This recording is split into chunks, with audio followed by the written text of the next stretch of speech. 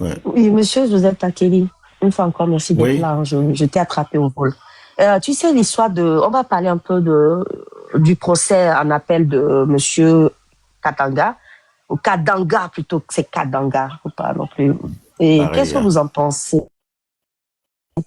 Oui, qu'est-ce que vous en pensez de cette simulacre de justice qu'on est en train de regarder? Qu'est-ce que j'en pense? Ce C'est simulacre, plutôt dire simulacre. bon, dans mon fort intérieur, euh, je ne pense pas qu'il est innocent. Je ne pense pas qu'il Par est rapport complètement. à l'assassinat de Madjouba? Ouais, ouais. Seulement qu'on n'a pas, le procès n'est pas un procès ouvert où on pouvait établir le mobile.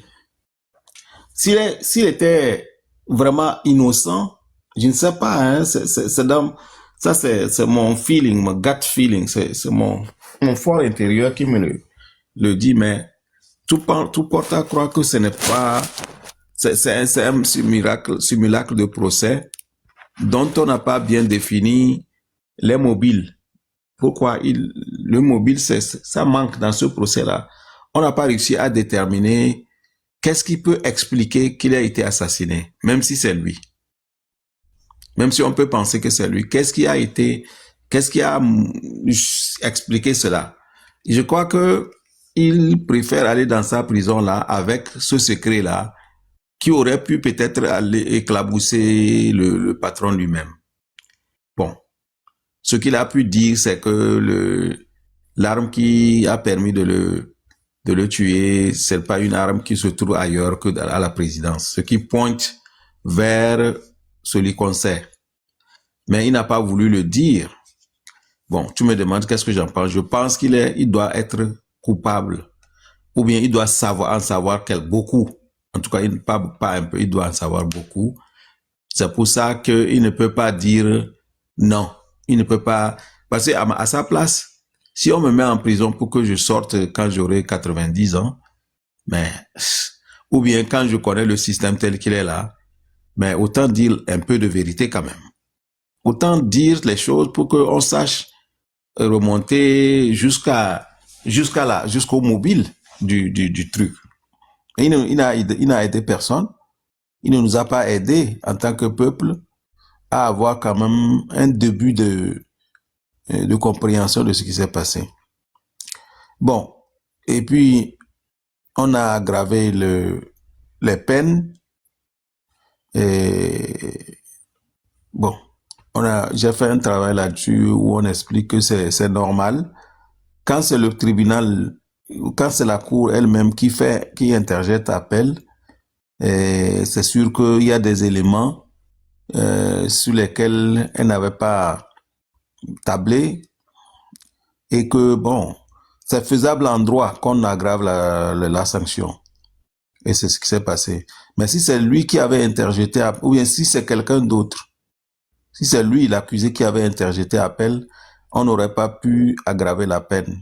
Parce que là, il y a un autre principe qui aurait été appliqué. Mais comme c'est la cour elle-même qui a interjeté appel, c'est permis. C'est possible, c'est permis en droit qu'on aggrave la peine, qu'on puisse aggraver la peine, qu'on puisse reformer le jugement, le premier jugement, et qu'on aggrave la peine et tout ça là. Et donc, pour faire court, je pense qu'on n'a pas encore l'explication profonde, l'explication des mobiles de l'assassinat. On n'a pas eu ça. Ensuite, je ne sais pas si c'était nécessaire que ce soit un huis clos. Ils ont fait un huis clos pour que le public ne soit pas, le procès ne soit pas ouvert au grand public, pour protéger pour empêcher que le peuple aille, hein, massivement à ce procès-là. Alors qu'en droit, le principe, c'est la publicité du procès et le huis clos, c'est l'exception. Le huis clos, c'est l'exception. Mais ils ont plutôt préféré l'exception que la règle. Donc, en droit, le huis clos n'intervient que dans des cas vraiment limités. Par exemple, et on peut décider que pendant qu'on juge de façon publique, on peut décider que sous certains aspects, on aille au huis clos. Bon, certains analystes disent que bon, en cas d'atteinte à la sûreté de l'État, on peut décider de faire le huis clos. Généralement, on fait le huis clos dans le cas, par exemple, quand on veut, par exemple, ne pas dire certaines choses publiquement, par exemple, en cas de viol, on peut décider que bon, ça là, cette partie-là, on va faire le huis clos. Mais eux, ils ont décidé que tout le procès sera à huis clos. Donc, ça aussi, c'est des aspects que les juristes pourront analyser pour voir si dans le cas Madjoulba, Oui, le huis clos était nécessaire d'emblée. Parce que la règle, ce n'est pas le sur huis le clos, papier, là. c'est la publicité. Oui, viens. Ne tire pas trop la porte. Je vais C'est parler un d'abord peu 2 ça. secondes. Si tu posais des questions, peut-être un peu. Bon, comme je ne m'étais pas préparé pour faire un exposé sur ça, je parle à bâton rompu. Justement, j'ai trouvé une vidéo d'un chroniqueur là. Et si tu as un peu de temps, on va l'écouter un peu et après on pourra en parler si tu veux bien. Ok, vas-y. S'il y a des moments où on peut faire des pauses aussi, je suis pour. Dans 2 secondes. Ok.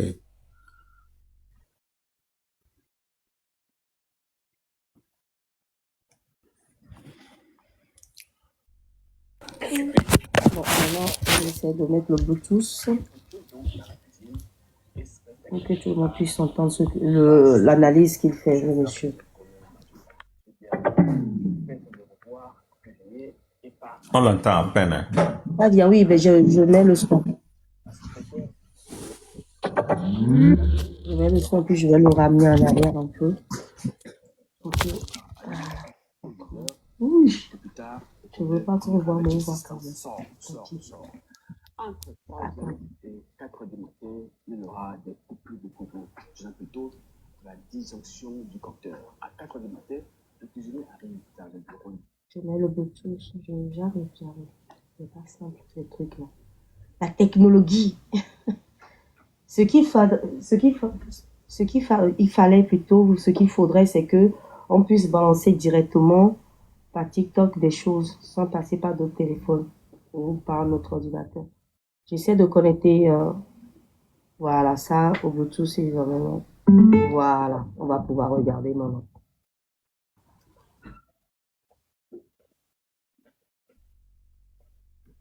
Bonjour à tous, je suis Kodjo Agbougan, journaliste, et j'ai suivi de bout en bout le déroulement du procès en appel sur l'assassinat du chef-corps. Oui, c'est bon, monsieur Takeli?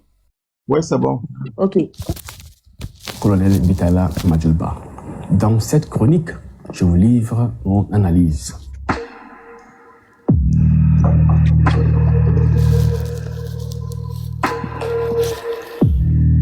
D'abord, les faits tels que racontés par les témoins. Le 3 mai 2020, le colonel Madjoulba se rend à la cérémonie d'investiture de Faure Gnassingbé. Dans la soirée, vers 19h, après quelques courses, il revient au camp du premier Bir, où se trouve son bureau.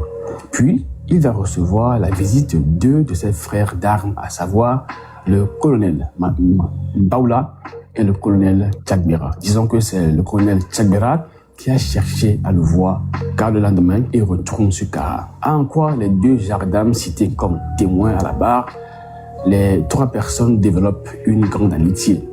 Ils vont manger, boire et discuter sous la paillote du camp. Selon le colonel Baoula, appuyé par le colonel Tchagbera, Madjoulba, d'abord très satisfait de cette cérémonie, leur dira d'être vigilant car le ver est dans le fruit.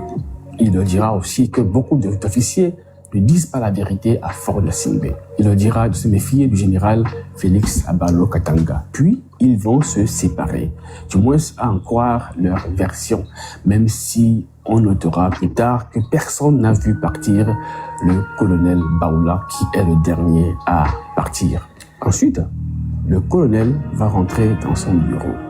Son cuisinier, comme d'habitude, s'empresse de réunir les conditions pour lui préparer sa bouillie au matin. Mais au moment où il va chercher la citronnelle dans le jardin du colonel, il entendra un bruit, comme une mangue qui était tombée sur un toit. Le jeune militaire va chez ses frères d'armes et leur demande s'ils ont entendu le même bruit que lui. Négatif, vont-ils répondre, sauf qu'ils étaient plutôt occupés à regarder un film pour adultes. Il retourne donc dans la cuisine et se fait taquiner par le page sanguine, le chauffeur du colonel Madjouba. Ce dernier fait ses au revoir au cuisinier et part à moto. Plus tôt, dans le bureau du colonel Madjouba, la secrétaire première classe, Akuna Lelatou, verra entrer le colonel dans son bureau. Elle entendra allumer son poste téléviseur, et plus tard, le colonel dire avec insistance « Sors, sors, sors ».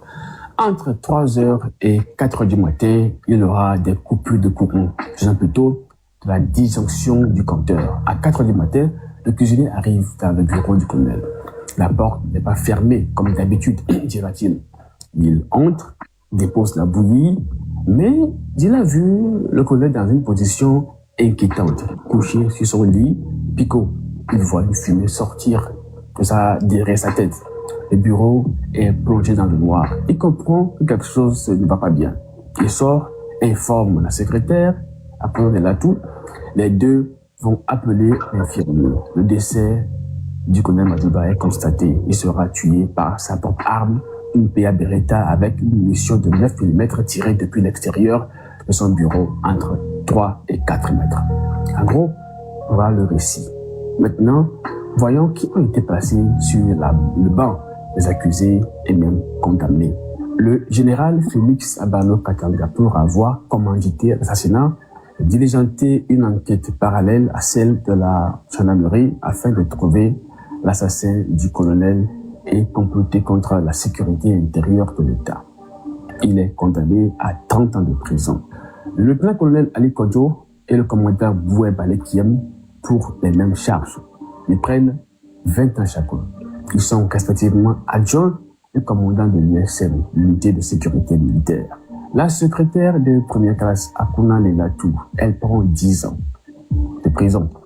Le caporal-chef Sanguine Lendukwa, chauffeur du colonel Madjouba, prend 25 ans pour avoir tué le colonel. Le colonel Senam Abonkou, commandant second du premier bir, est relaxé. Comme je vous l'ai dit, j'ai tout suivi. Les débats, les arguments des uns et des autres, les questions aux accusés, les questions des juges, du procureur général militaire, la défense des avocats. Et là, moi je pense que ce procès a un sérieux problème. Je vais prendre tous les accusés et vous dire de quoi leur condamnation est tirée par les cheveux. Saviez-vous qu'il existe une façon de consommer de la gélatine capable de faire fondre la graisse accumulée au niveau du ventre?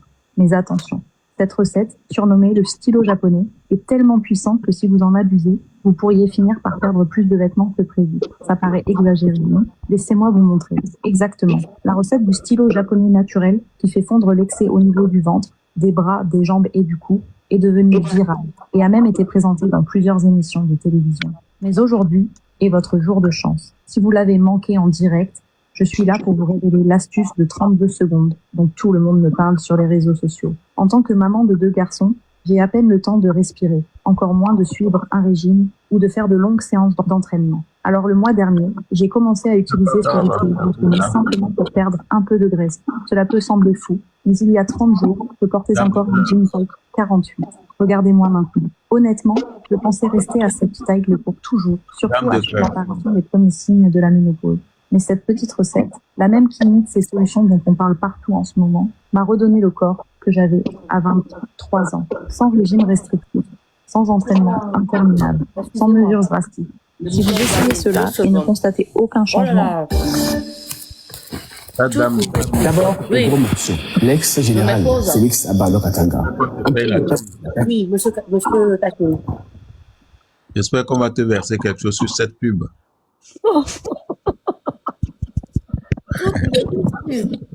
Je me fais éloigner un peu. Ouais. Je m'excuse. Ouais. Tu veux dire un mot avant? Non, c'est le relate. Justement, j'ai vu ça, je dis, mais comment il a fait pour connaître tout ça? Là, il était là, il a dit qu'il a suivi de bout à bout. Le procès? Ouais. Quand on dit le huis clos, ça ne veut pas dire qu'il n'y a personne. C'est qu'ils veulent éviter que... Justement. Le huis clos s'oppose à la publicité du procès, c'est-à-dire la règle, c'est que le procès pénal est public, ouvert au public. L'exception, c'est la publicité. Pardon, l'exception, c'est le huis clos.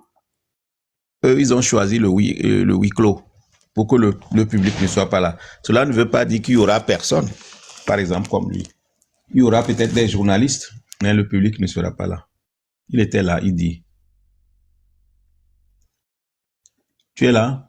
Oui, je suis là. Et tout ce qu'il raconte là, c'est vraiment comme ça. C'est-à-dire que c'est limite rocambolesque cette histoire. Jusqu'ici, il n'a fait que relater les faits. Oui, justement. Ce qui s'est passé au procès, c'est ce qu'il a fait. Pour le moment, tu peux le laisser finir. Ok, je vais le laisser finir. Bon, ou bien c'est trop long. Non, non. Moi-même. Bon, je vais vous laisser finir. On va continuer. Après, on va parler aussi du port de Lomé. Un peu, et après, je vous embête plus. Il y a le sommet sur les droits de l'homme qui se déroule à Genève actuellement. Oui, là où a été monsieur Aziz Goma. Sinon, moi, je n'ai pas d'éléments sur le port. Tu n'as pas qui? Je n'ai pas d'éléments sur le port dont tu parles. Non, mais moi j'ai quelque chose, on peut en discuter. Ah, ok. Oui. Mais je veux être lucide. Il n'y a rien qui ne lie au meurtre du colonel Madjouba. Dans la salle, personne n'a pu le prouver. Même pas le procureur général militaire. Pas de réunion préparatoire ayant conduit au meurtre. Pas d'intention prouvée, pas de preuve d'avoir commandité. Pas de preuve de guerre froide ou de mésentente entre Madjouba et lui. On l'accuse d'avoir diligenté une enquête parallèle. Mais Katanga et ses avocats ont prouvé à la barre et à la cour que cela ressort des prérogatives du général qui a reçu une autorisation de Faure Gnassingbé. Dès lors qu'il est avéré que la gendarmerie a fait un travail bâclé. Et d'ailleurs, une disposition du code pénal reconnaît au chef d'état-major général la compétence d'officier de police judiciaire. Mais admettons que ce soit vrai, que ce soit le cas, qu'il ait diligenté une enquête parallèle.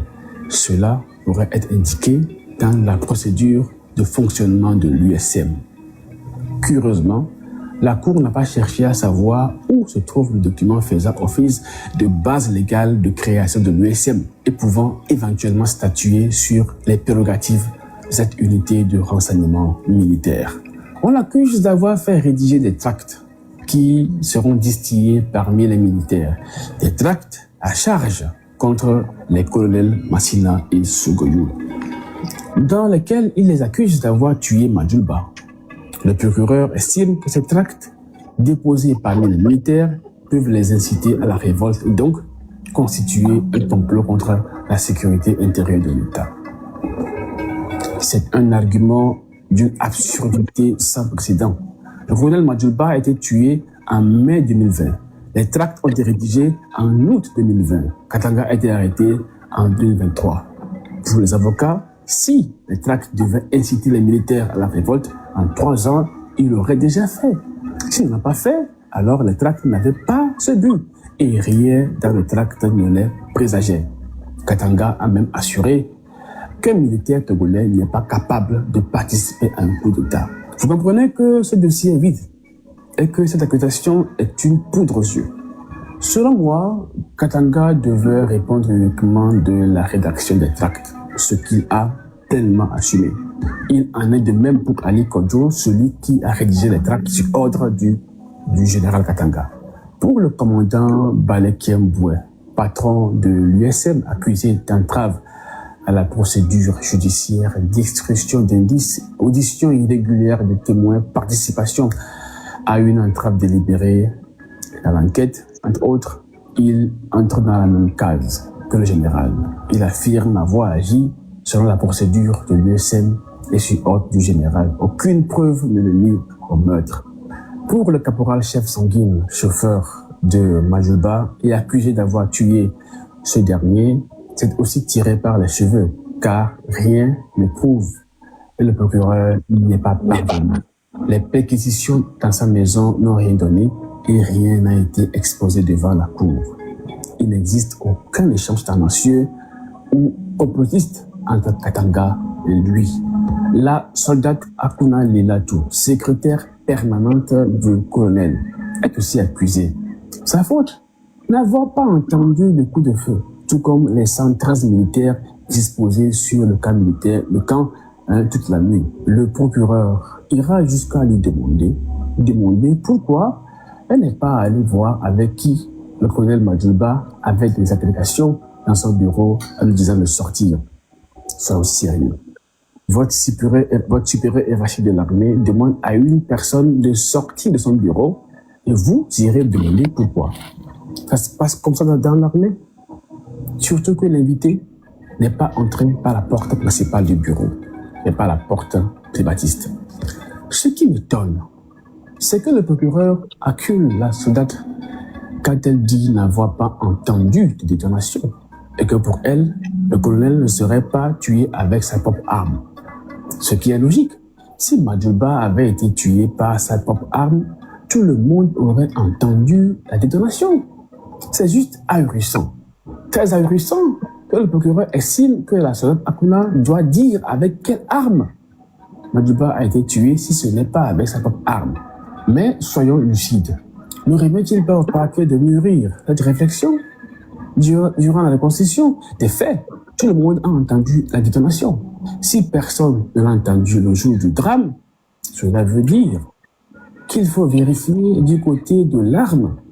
Et parlant de l'arme, Madjouba avait 38 balles. S'il avait été tué avec sa propre arme, il devait en rester 37.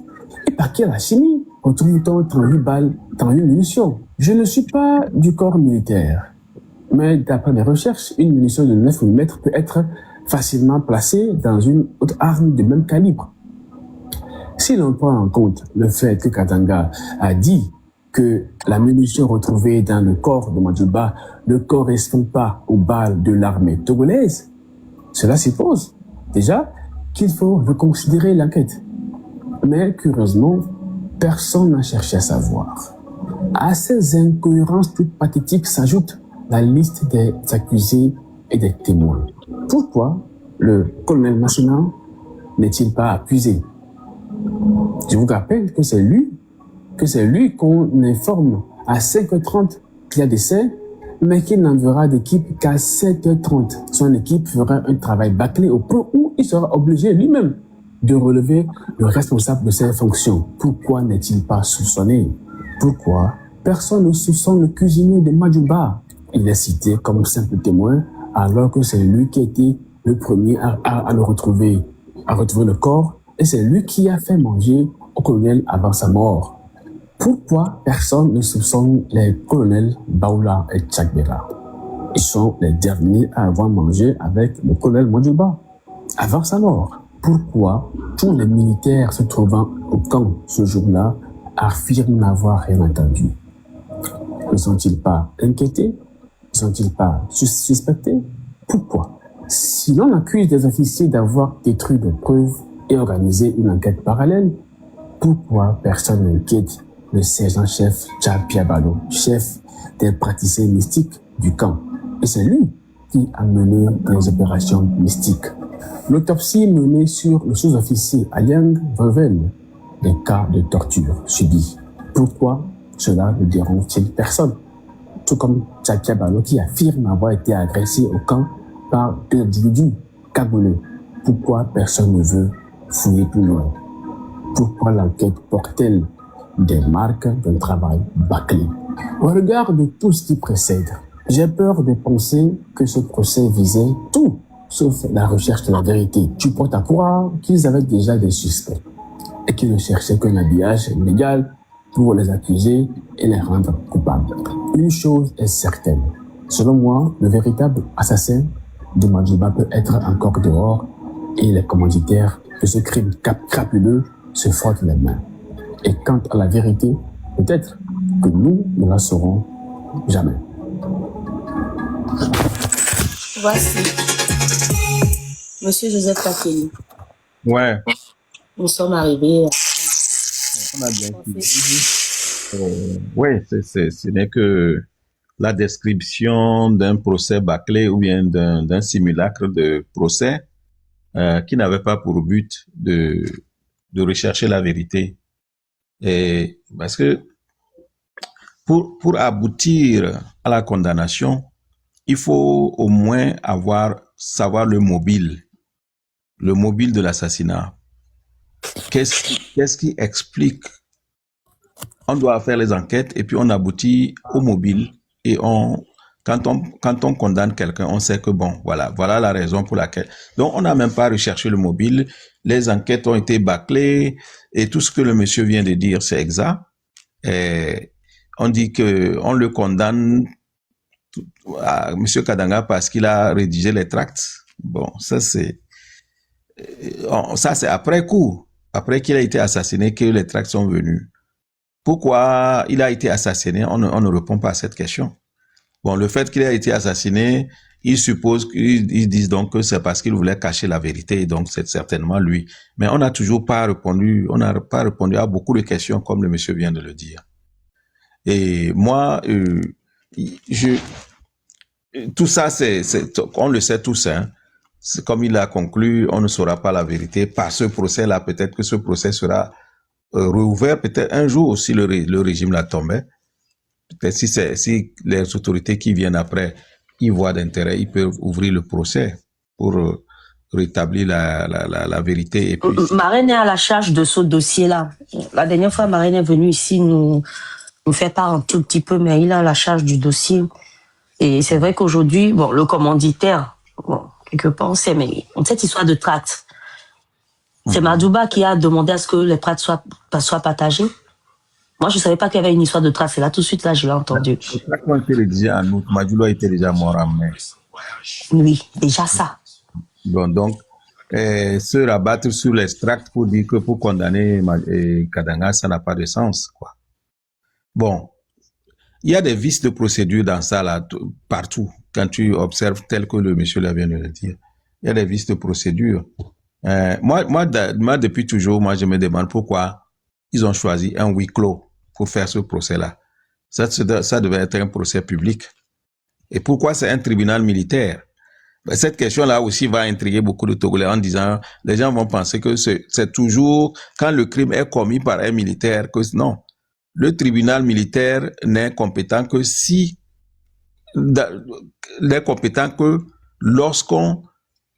que le crime en question ne peut pas être commis par un civil, on sait. C'est-à-dire, l'infraction n'incombe qu'au militaire. C'est en ce moment que le militaire, c'est-à-dire qu'on ne peut pas dire que quelqu'un d'autre un civil pouvait tuer Majulba. Tu vois, non? Donc, la compétence même du tribunal militaire est sujette à caution. Mais même pour le commun des Togolais, ils vont penser que c'est tout à fait normal que ce soit un procès militaire. Ce n'est pas vrai. En droit, ce n'est pas automatiquement ça. Le tribunal militaire n'est compétent que si on établit que seul un militaire pouvait être responsable d'un tel crime.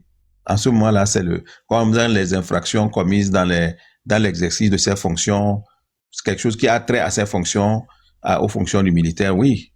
Mais c'est un crime crapuleux qui peut être un crime connu d'un tribunal civil. Bon, maintenant, pourquoi le huis clos? Moi, c'est les objections c'est les interrogations que moi j'ai depuis, sur lesquelles moi je travaille, ou un jour je vais faire ce travail-là. Le huis clos. Le huis clos, justement, c'est pour nous cacher la vérité. C'est pour exclure oui. Le public. Normalement. D'ailleurs, ils ont déjà dit une vérité dans ce pays-là. D'ailleurs, même le huis clos, du coup, ça ne vaut même pas la peine. De soustraire ce procès-là au droit commun fait que facilement, ils adoptent le huis clos pour dire que pour garder les secrets militaires, la sécurité nationale, tous ces arguments-là qu'on utilise souvent en parlant de l'ordre public et tout ça là. C'est parce qu'ils ont choisi le tribunal militaire, ça leur permet de développer tout ça là. En réalité, c'est pas ça. Hein? La protection du secret militaire, la préservation de l'ordre public, la protection des témoins accusés. Non. Je dis que le huis clos n'est utilisé en droit que de façon vraiment exceptionnelle. Vraiment exceptionnelle. Le principe, c'est la publicité du procès. Donc tout ça là, toute l'orientation même du procès, tout ça là, c'est faussé, quoi. C'est à refaire. Tout est à refaire là-bas un jour. Si les autorités, les dirigeants du pays changent. C'est ce que moi j'ai à dire à ça.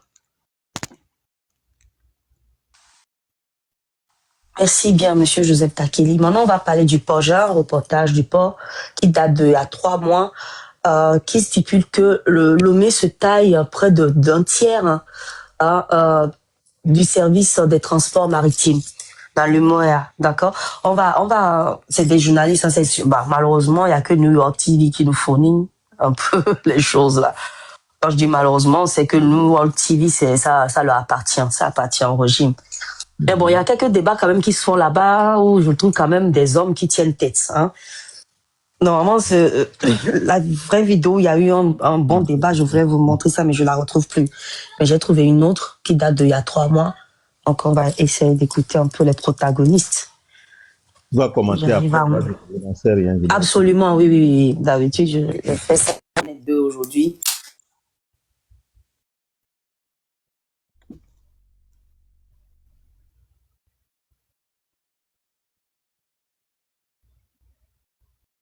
Ça peut être la puité. Voilà. Que vous voyez ça. Voilà. Et c'est surtout au niveau du son qu'il va falloir me faire signe. J'ai pas les matériels comme toi, Monsieur Joseph Takeli. C'est parce que je veux pas mon compte. Ne fais pas de live. Là, mon iPad est déchargé. Donc, du coup, je passe sur le téléphone normal. Donc, forcément, c'est pas si glorieux que ça. Allez, quelque chose. Attendez, allez.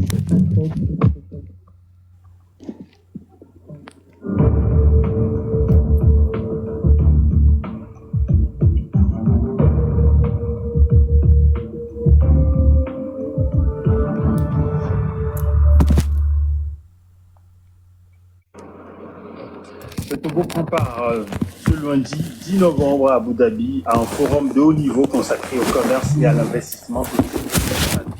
Le président du Conseil togolais, Faure Gnassingbé, il représente son pays aux côtés d'autres chefs d'État pour partager notamment l'expérience togolaise en matière de développement, une occasion pour Lomé de renforcer sa diplomatie économique et de consolider les liens de coopération sud-sud dans un contexte de partenariat public-privé qui est au cœur des ambitions nationales.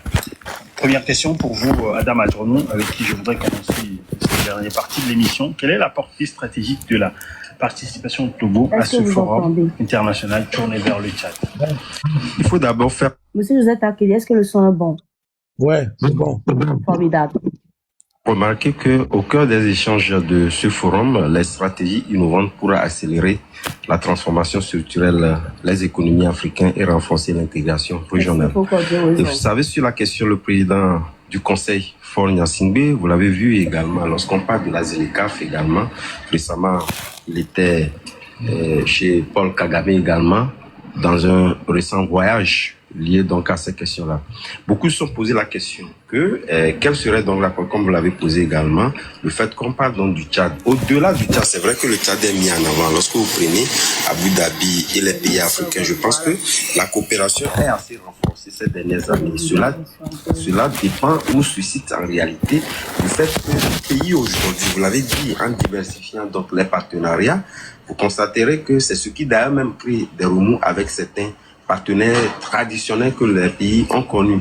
Mais aujourd'hui, les pays se sont basés et focalisés sur des intentions de développement qui ne sont pas forcément les mêmes préoccupations d'intégration qui avaient donc été les préoccupations entre-temps, qui avait noué dans ses relations avec les partenaires traditionnels. Mais aujourd'hui, le Togo a une expertise donc à valoriser et à partager lors de ce sommet, quand bien même que le Tchad est mis en avant. Nous savons que c'est plusieurs pays africains, notamment les chefs d'État, qui participeront donc à ces pourparlers-là, naturellement, histoire de pouvoir valider ou de faire partager un certain nombre d'expériences. Et en matière d'expérience, le Togo, ces dernières années, lorsque vous prenez aussi bien sur le plan de l'énergie, le Togo a eu quand même à poser des actes assez salvateurs qui puissent être capitalisés par d'autres pays. Mais également, je pense que aujourd'hui la feuille de route, sinon le PND qui a été donc, en tout cas, qui a été donc valorisé amélioré par la feuille de route, histoire de permettre de pouvoir observer des stationnements et d'évaluer en réalité dans le chemin parcouru pour faire en sorte que regarder ce qui est fait et pouvoir donc poser de nouvelles bases pour repositionner le pays donc dans en tout cas le concert des nations. C'est en cela que Fonya Singbe, et je le disais tantôt, lorsque vous prenez ces régions, vous prenez également à Paris en ce qui concerne la paix dans le Grand Lac, il a eu quand même, au-delà de la posture médiateur qu'il avait, il a eu quand même à parler de la sphère donc politique. Je pense que c'est un poids qui est beaucoup entendu dans la sous-région, mais également au-delà de la sous-région, il a quand même des opportunités de pouvoir donc faire venir des investisseurs au Togo. Et je pense que, je le disais, il n'y a pas meilleure opportunité de pouvoir aller faire valoriser ce que nous avons comme acquis au Togo pour que les investisseurs puissent quand même avoir comme regard le Togo, parce que beaucoup d'opportunités s'y prêtent et on peut véritablement donc investir au Togo. C'est en cela que la participation du Togo, comme des autres pays, parce qu'il n'y a pas que le Togo. Là, je le disais tantôt, lorsque vous entendez ci par là, on dit bon, qu'est-ce que le Togo ira donc partager avec les autres pays, étant donné qu'on parle du Tchad. Et je pense que aujourd'hui, cette coopération sud-sud devait donc être la feuille de route qui permet à nous, les pays, parce que étant donné aujourd'hui, lorsque vous prenez les mesures assez coercitives, comme je le disais tantôt, des partenaires traditionnels en ce qui concerne la coopération, en ce qui concerne les prêts, en taux, à n'importe quel taux, il faudrait quand même qu'on puisse renforcer cette coopération sud-sud. Et je pense que c'est une tribune qui s'y prête à pouvoir donc valoriser cette coopération. Et je pense qu'en la matière, le Togo a beaucoup à donner. Alors, même question pour vous, Mathieu Tamam. En quoi l'expérience du Togo, du PND au Togo, peut aujourd'hui permettre ou encore inspirer d'autres pays du continent comme le Tchad? Oui, bon, et je remarque que le Togo brille à l'international que sur le plan national. Et je peux noter deux choses. Oui. Et la présence du président du Conseil à ce forum, comme le disait le doyen, va d'abord attirer des investissements pour le Togo.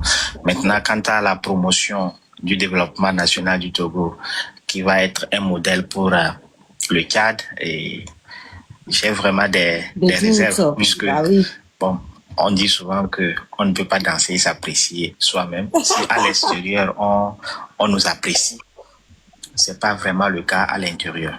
Nous prenons le cas des investissements et à chaque fois que notre pays peut participer à un forum, puisque je rappelle que le Togo était déjà à ces forums en 2022 et en 2023, surtout dans le cadre des énergies renouvelables.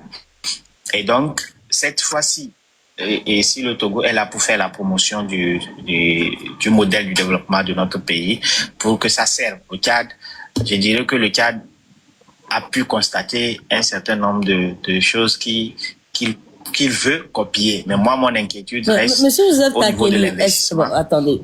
Si le Togo Je fais une pause. On est arrivé si bas que ça, que le Tchad, qui est un pays en guerre depuis des années, que ce soit le Tchad, qui est un pays qu'on prend comme un modèle qui vient prendre un peu de chez nous.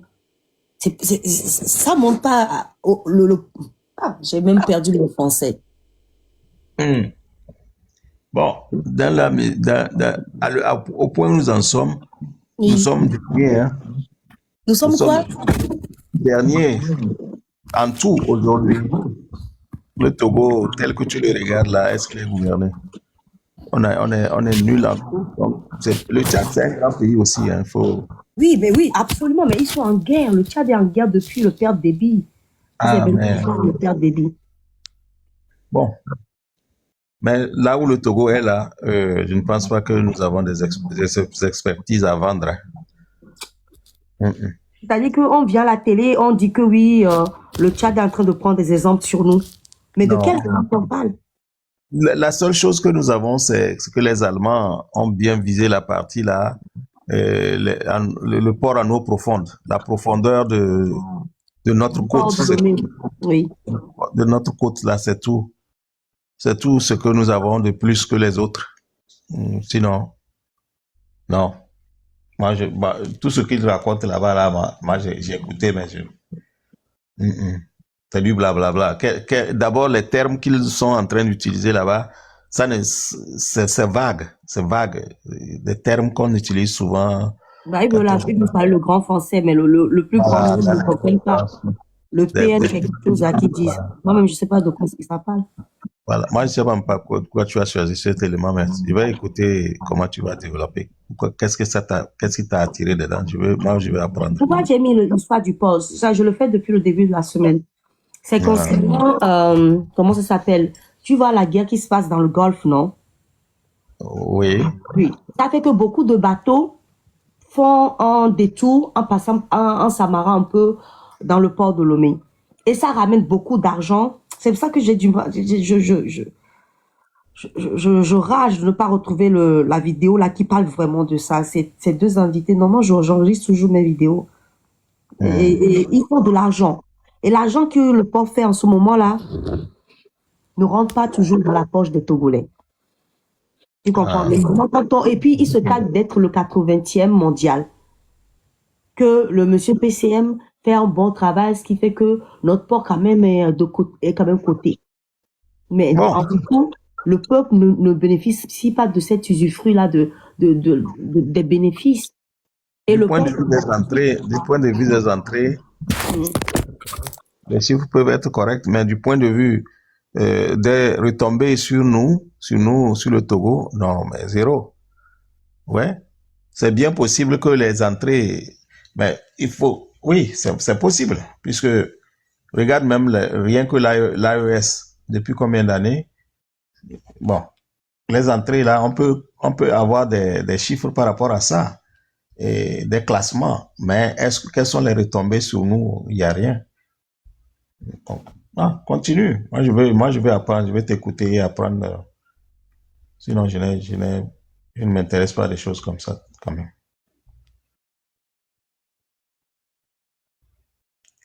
Dame de cœur.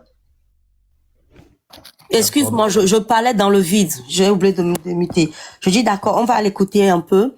Et après, pour te libérer, on parlera un peu de comment tu vois la lutte. Voilà, comment tu vois la lutte déjà TikTok et comment on va faire pour pouvoir sensibiliser comme il faut le peuple là qui est sur le terrain, bien sûr, d'ici la fin de l'année, à se lever ou l'année prochaine, peu importe, mais on reste optimiste.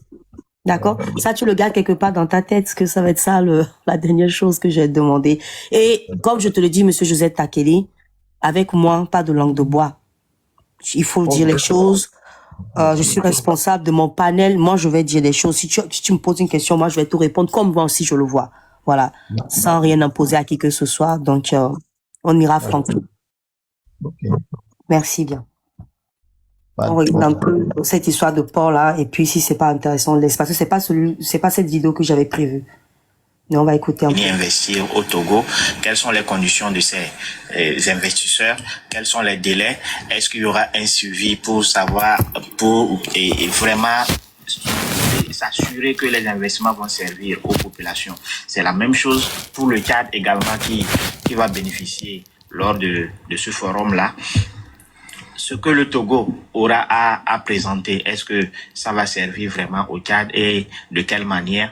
Le plus important, c'est que à la fin de ce forum, et que la collaboration suite soit une collaboration gagnante pour nos pays spécifiquement et pour le Tchad également. Alors, réaction Kabin Diao. Oui, moi, ma première remarque, c'est que c'est censé être un sommet autour du Tchad, mais j'ai été choqué de voir que c'est à Abu Dhabi qu'on est en train de faire cette rencontre-là, alors qu'on est en train de parler de la coopération Sud-Sud. Et des présidents africains sont encore dépêchés à Abu Dhabi pour parler des problèmes de l'Afrique, pour parler de l'investissement en Afrique. Alors que bon, dans les normes, pour moi, hein, si réellement on veut aider le Tchad et que c'est une coopération Sud-Sud, on peut faire ce sommet-là au Tchad ou bien sûr le continent africain, parce que nous savons très bien ce que les sommets mobilisent comme fonds, et on peut faire cela pour aider un tant soit peu. Bon, ceux-là qui entretiennent le commerce et tout ça, investissent en Afrique, les groupes hôteliers et tout ça pour leur permettre quand même d'avoir un peu de fonds. Mais là, on s'est encore dépêché, on a pris de l'argent du contribuable pour mettre du fuel dans nos avions pour se rendre à Abu Dhabi. On va loger dans des hôtels là-bas et tout ça, ce n'est pas donné. Donc aujourd'hui, moi, je me pose beaucoup de questions, surtout qu'on me dit que le Togo va intervenir par rapport à ses capacités de mobilisation de fonds au cours du PND que le Togo s'est donné de 2018 en 2022. Dans les normes, ça courait de 2018 en 2022. Et par après, on n'a jamais vu la finalité quand même de ce PND-là, d'autant plus que la caravane, ou bien le PND Tour a connu son apothéose à Tchévi, alors que c'est censé parcourir pratiquement toute l'étendue du territoire. Ça, c'est le premier échec. Avant d'apporter son expertise à quelqu'un, il va falloir que on analyse et on fasse le bilan et qu'on sache que réellement tu as pu réaliser quelque chose. Et que véritablement les résultats sont probants. Mais on parle du attendez, hein. Je me demande... Au niveau du top 100, et pourquoi ne pas... La corruption. Attendez. Il y avait la corruption, les gens... Je me demande si je me suis pas trompé de... écoute, le stade du pont là, on laisse tomber. On laisse tomber. Parce que là, les fonds, comme c'est pas le bon, on laisse tomber l'histoire du pont. Hein? Maintenant, monsieur Joseph Takeli, parlons. Maintenant, la question que je t'avais posée. Même un mot sur le droit maritime. Oui, vas-y, dis. On a appris qu'il y a un contentieux entre le Togo et le Ghana. Moi, c'est ça qui est plus proche de ce thème-là qu'autre chose. Hein. Bon. Ferdinand. Oui, le Togo britannique, non? Voilà.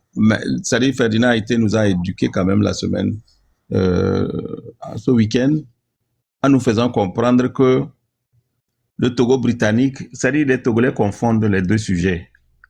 Ce qui est en jeu aujourd'hui là-bas, ce n'est pas une question du Togo britannique, ça n'a rien à voir. C'est un conflit maritime. C'est-à-dire au niveau des délimitations correctes, mais au fond de la mer là-bas. Donc il semble qu'il y a un problème de délimitation. Ça n'a rien à voir avec... Parce que le Togo britannique n'avait pas d'ouverture maritime. Ça s'arrêtait... Le Togo britannique, si tu regardes la carte, là où ça va à gauche vers le bas, là, ça fait un petit rond là.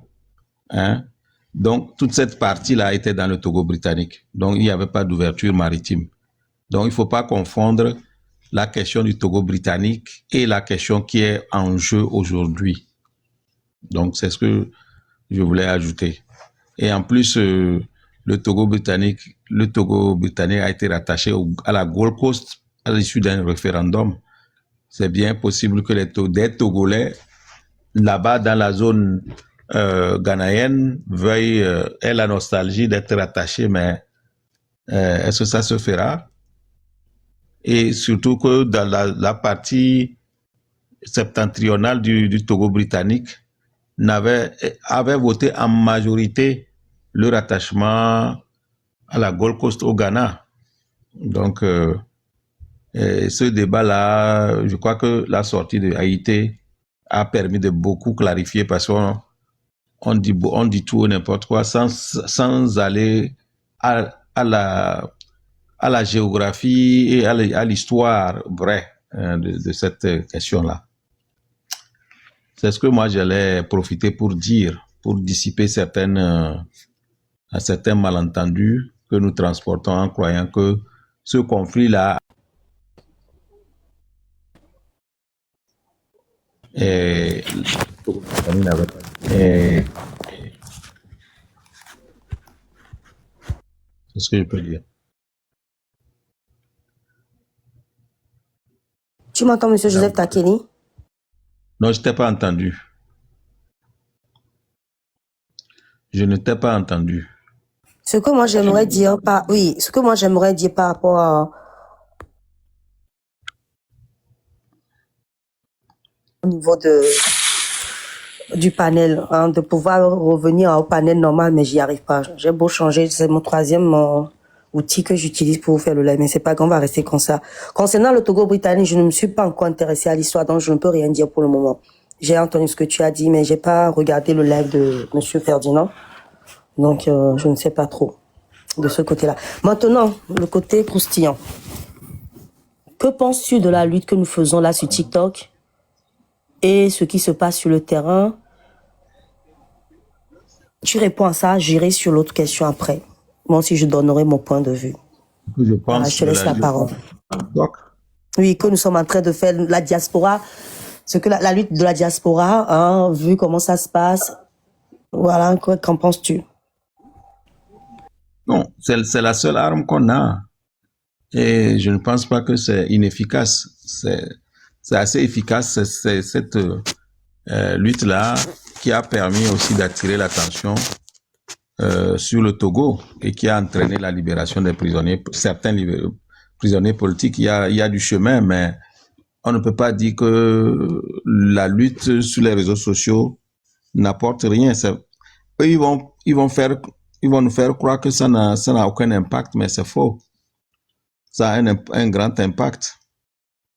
Et donc, c'est à nous de savoir utiliser cet outil-là à bon escient. Moi, je ne pense même pas qu'il y a un problème. Les bisbilles que vous constatez, c'est tout à fait normal, hein. Il faut laisser les choses se faire. Les gens s'engueulent et tout, mais ça fait partie de l'histoire d'un peuple qui était comprimé, qui a eu la possibilité de discuter, la possibilité de parler. Et c'est le défoulement, la phase du défoulement. Après, chacun va rentrer, chacun va retrouver sa place, sa vraie place. Et c'est tout. Moi, je ne vois rien, je ne vois pas d'inconvénient. C'est vrai que bon, ça donne à désespérer, mais c'est des passages obligés. Tu ne peux pas rester tout le temps à insulter, rien que insulter. Il arriverait un moment où toi-même tu vas te taire un peu. Donc c'est une phase, c'est une phase de la marche d'un peuple qui est en quête de liberté, qui n'a pas la possibilité de s'exprimer. Quand elle trouve une occasion de s'exprimer, elle s'explose. Et puis bon, c'est pas comme si on va fermer un jour les réseaux sociaux. Ça ne se fera pas. Donc, tu ne peux pas sortir et dire que ton travail, c'est d'insulter les autres. Tu vois, non? Oui, donc, justement, monsieur Joseph Takeli, ouais. Je pense bien que tu étais dans la lutte. Si je vais juste prendre l'année passée. Voilà. Ouais. Selon l'année passée, ce qui a été fait, ce qu'on a vécu, tu ne vois pas que la même chose est en train de se passer cette année?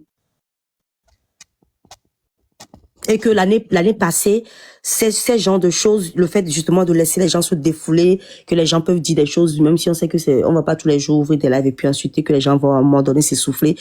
Malheureusement, c'est pas que les individus là qui s'essoufflent. C'est la lutte aussi qui s'essouffle. Moi, voilà ce que je constate. C'est qu'aujourd'hui, si on dit que parce qu'il y a des réseaux sociaux, que n'importe qui peut se lever et dire qu'il va faire la lutte de libération de son pays ou de son peuple, donc on peut dire tu es journaliste. Je suis sûr que tu te promènes de live en live et que tu vois d'autres peuples aussi qui font des révolutions. Et est-ce que c'est ça qu'ils font là-bas? Ceux qui se sont même libérés un peu, est-ce qu'ils ont passé du temps comme ça sur TikTok? Moi, je me rappelle, il y a des gens qui disent qu'ils ont commencé depuis 2024. Et ils vont bientôt rentrer dans leur 3e année. Ça dépend on est en 2024, 2025, on est en 2026. Donc, il y en a, ça fait 3 ans là qui sont dans la lutte TikTok. Et il y a que ces trucs-là qui se passent. On jette du doute sur des gens. On ne sait plus comment faire, comment mobiliser le peuple. Parce qu'on dit que c'est le peuple qui va le faire. Mais si on veut donner l'exemple, parce que moi, ça m'arrive d'être dans des lives où les gens qui habitent dans le pays viennent et se disent que nos manquements là qu'on fait sur TikTok, les insultes, comment on appelle ça? C'est-à-dire les invectives, tout ce que nous sommes en train de faire qui montre quand même un niveau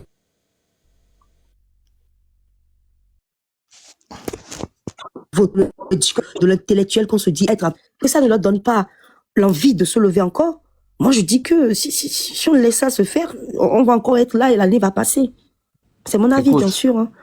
C'est pas parce qu'un peuple a été muselé que, d'un coup, quand le peuple se relâche, dit qu'il a un outil formidable pour mobiliser un peuple, ça doit devenir un outil de médisance, de dénigrement, d'insulte. Et nous n'avons pas reçu cette éducation. C'est pas ça. Pour moi, je vais chuter. Vas-y. Je ne t'entends pas. C'est pas ça, avoir des... Mais que ça, que de live en live, on ne voit que ça. Nous, les adultes, je pense qu'à un moment donné, quand je dis nous, les adultes, comme toi, par exemple, qui est dans la lutte là depuis un moment avant que moi-même je ne pense à faire la lutte, je pense qu'à un moment donné, il faudrait qu'on mette un peu d'ordre. Si toi, Josette Takele, aujourd'hui, tu parles aux gens disant que ça n'avance pas la lutte, je pense que certaines personnes vont t'écouter. D'autres vont continuer, bien sûr. Là, je reviens à ce que tu as dit au début. D'autres vont continuer, bien sûr, à insulter. Et à un moment donné, ils vont se souffler, mais avec des dégâts collatéraux. Oui. Tu ne peux pas arrêter ça brutalement. Tu n'as même pas les moyens d'arrêter ça. Tu sais, ce n'est pas parce qu'on t'insulte. Ce n'est pas ce que je dis. Ce n'est pas... Non, pas toi, c'est une façon de parler. Je ne parle pas de toi. Si tu es un combattant, ce n'est pas parce qu'on t'insulte que tu vas te décider à arrêter. Tu sais ce que tu cherches. L'insulte ne va pas... C'est-à-dire que même, j'ai écrit déjà un article intitulé, c'était en 2006, je crois, ou 2000, oui. Halte à la culture de l'insulte au Togo. C'est quand tu dis que nous n'avons pas été éduqués comme ça, je te comprends, mais est-ce que c'est vrai? Au Togo, on insulte, hein.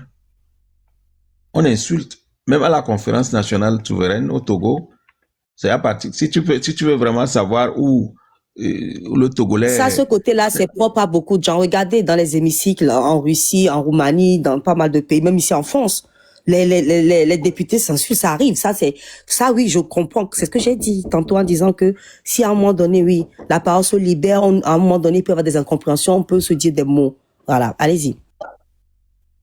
Non, mais mon objectif, c'est de te dire que d'espérer, quoi.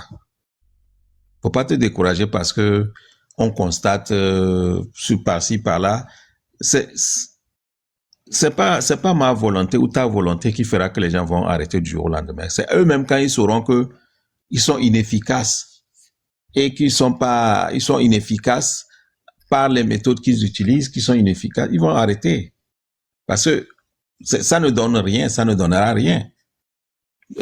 TikTok n'existe qu'il y a 3 ans, hein. Donc, on ne peut pas dire que ça a duré trop longtemps. C'est pas une façon d'encourager cette façon de faire, mais c'est de te dire que c'est un passage obligé, quoi. On va passer par là et ça va s'estomper. Les gens qui insultent ou bien qui s'insultent demain auront honte de se regarder en face et puis ils seront obligés d'arrêter parce que si quelqu'un se lève, il insulte dame de cœur qu'il ne connaît même pas.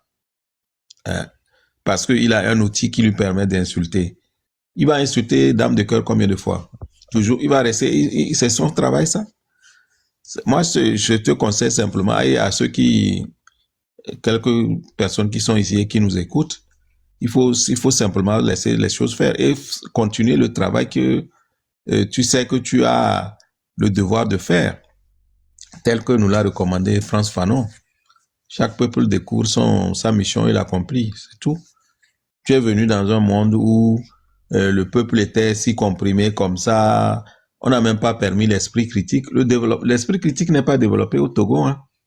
Contrairement à ce qu'on croit être, on dit que nous savons tout, Mikonkoum et tout ça là qu'on dit là. C'est faux, hein. Konkoum et Kudo, esprit critique, c'est pas la même chose, hein. C'est bien différent. Non, je le sais. Parce que à mon concours me vend un esprit de discernement, là.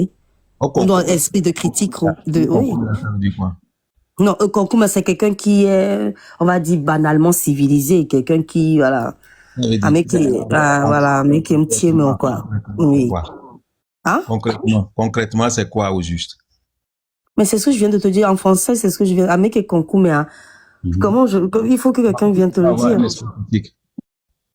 C'est quelqu'un qui est, parce qu'il y a des gens qui se disent civilisés, mais qui ne le sont pas vraiment. On voit leur façon de, par exemple, je vais te prendre au niveau intelligent, parce que les Togolais aiment beaucoup dire qu'ils sont des intellectuels. Les gens disent qu'ils sont de grands intellectuels, mais quand ils te posent des analyses, tu vas rechercher, tu te dis, mais ça bosse pas. Au niveau de ta tête, ça sonne pas. Et où ils ont des propos, tu te dis, mince. Même son coup, c'est-à-dire qu'il a beau être intellectuel, mais il est toujours, il fonctionne comme un ignare, pour ne pas dire un illettré. C'est-à-dire que la façon, la manière, c'est tout un truc. Avec les concours, c'est tout un truc. C'est ce que je te dis, ça n'a rien à voir. C'est-à-dire qu'il y a à mon concours, et ils n'ont pas eu des diplômes de dingue. Mais quand tu vois leur raisonnement, tu te dis oui, c'est sous le sens. Mais il y en a qui disent qu'ils sont intellectuels. Donc forcément, quelqu'un qui te dit intellectuel, tu te dis bah c'est quelqu'un qui a quand même lu pas mal et puis à son il est un peu civilisé. Donc tu le mets au rang de roi quand même. Cette façon-là aussi d'avoir le complexe d'infériorité que les nègres ont, spécialement le Togolais a ça dans la peau. Donc forcément, et tu t'es déçu. C'est pour ça que moi, je n'ai pas de complexe d'infériorité. J'essaie de me mettre au même niveau que les gens, mais garder le respect quand même. C'est ce respect-là aussi qu'on a perdu. C'est-à-dire qu'on nous a appris chez nous à respecter l'aîné. Ça veut pas dire non plus que quand un aîné fait quelque chose, faut pas lui dire. Moi, je sais pas à quoi autant qu'on a passé dans la lutte togolaise qui fait que je viens à ces analyses en me disant que, à un moment donné, il faut qu'on revoie les fondamentaux quand même, qui sont bafoués par les grégores qu'on a au Togo. Et à un moment donné, quand on utilise la même méthode pour faire cette lutte-là, et on voit quand même que ça heurte. Parce que monsieur Joseph Takeli, excusez-moi, si aujourd'hui je t'insulte, les gens l'ont fait d'ailleurs, ils l'ont fait pour monsieur Katako aussi. Donc la lutte devient ça, chien chat. Et que chaque jour, quelqu'un t'attaque, t'as beau supporter, mais dans ton fort intérieur, ça te touche. Donc si non, ne te laisse pas toucher, moi, ça ne me... Ta bonne volonté, cet optimisme. Attends, je vais te dire quand même ici. L'optimisme que tu me dis de garder, tu me dis, il faut être optimiste, faut pas, si moi j'ai écouté ton conseil. Mais si juste, mais nous sommes des êtres humains, hein. Nous sommes tous, quelque part, des coucous. Si c'est pas toi, ce sera tes enfants qui seront heurtés par les insultes qu'on t'envoie. Donc, à un moment donné, la bonne volonté là que tu avais, ça peut prendre un petit coup. Donc, un jour, quelque chose que tu peux faire avec le cœur, tu vas le faire à reculons.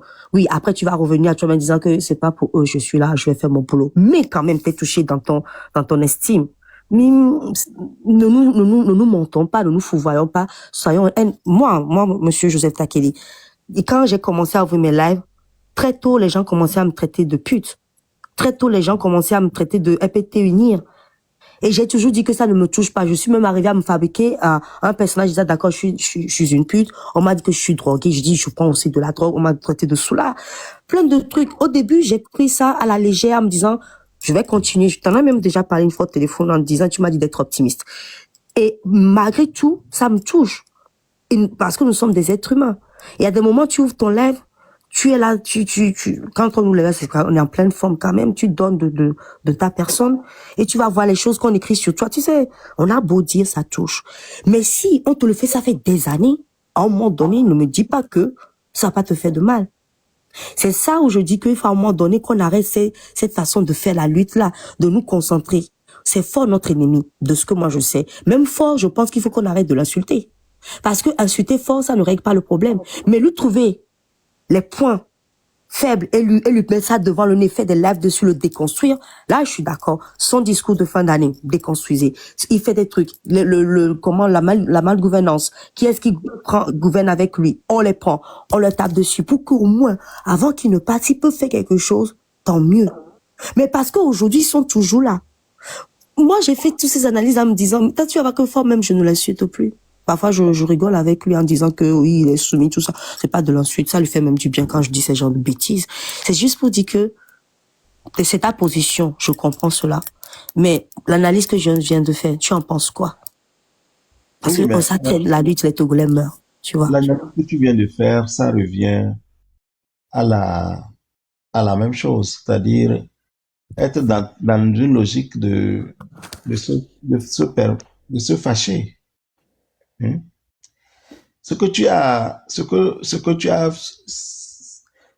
subi, ce qu'on t'a fait là, moi ça c'est rien du tout par rapport à ce que C'est pas fini, on va me le faire encore, donc j'accepte. Hein.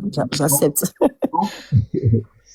Non, mais moi je t'ai dit que depuis, c'est-à-dire que dans la lutte politique, hein, il faut savoir que tu auras les plus grands ennemis de ta vie. Tu comprends? Parce que ce que tu dis là, ça gêne leur establishment. Ça gêne ce dans quoi ils se sont mis et où ils sont confortables. Donc, même si c'est un mot, une parole que tu prononces, ça les gêne, il faut t'attendre à ça. C'est pour ça que je fais l'amalgame entre l'esprit critique et le concours. On ne peut pas être concours et ne pas avoir l'esprit critique. Si on n'a pas ça, on va toujours se casser le nez un jour. Tu vois? Donc, l'esprit critique, ça ne va pas avec la politique. Les politiciens préfèrent avoir des ouailles, c'est-à-dire des fidèles. C'est comme... Nous-mêmes, dans la lutte, nous avons des ouailles. Attends. Monsieur, là, c'est plus une question de politique. D'ailleurs, nous faisons la politique. Hein. Laisse-moi évoluer. Oui. Laisse-moi évoluer. Tu sais, en politique, c'est les clans, hein? C'est les ouailles par rapport aux prêtres, n'est-ce pas? Dans ce terme, on parle de zouailles. Donc, en politique, généralement, les gens veulent que que la plupart des gens, ou bien tout le monde, les suivent comme des ouailles, comme un prêtre par rapport à ses ouailles. Donc, or, en ce moment-là, l'esprit critique n'est pas là. Quand l'esprit critique est là, on ne peut pas raisonner comme ça.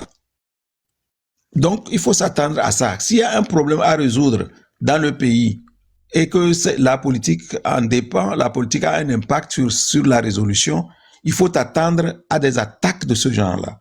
Parce que les gens sont à l'aise entre eux quand ils ont conçu le truc politique.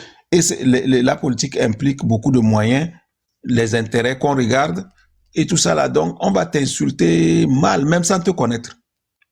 Donc, quand tu sais que les gens même qui t'insultent ne te connaissent pas, c'est pas la peine que tu te dises que ça va te déséquilibrer. Si ça doit te déséquilibrer, tu n'as pas ta place dans la politique, tu ne peux pas tenir. Parce que c'est de ça que cela est fait. Donc, il faut que tu aies une carapace solide pour pouvoir supporter tout ça là. Donc, je le supporte. C'est pour ça que je t'ai dit tout à l'heure que ça va continuer, c'est pas fini. Sinon, je ne serais même pas là ce matin pour parler. Là, ce que je veux dire aussi, monsieur Joseph Takeli, c'est que... On n'a pas sa raison d'être alors. Si on se comprend. Mais on peut en débattre. Moi, j'ai pas de tabou. On peut en débattre parce que tu ne pourras pas me dire que tu ne vois pas ce qui se passe. D'ailleurs, on en parle.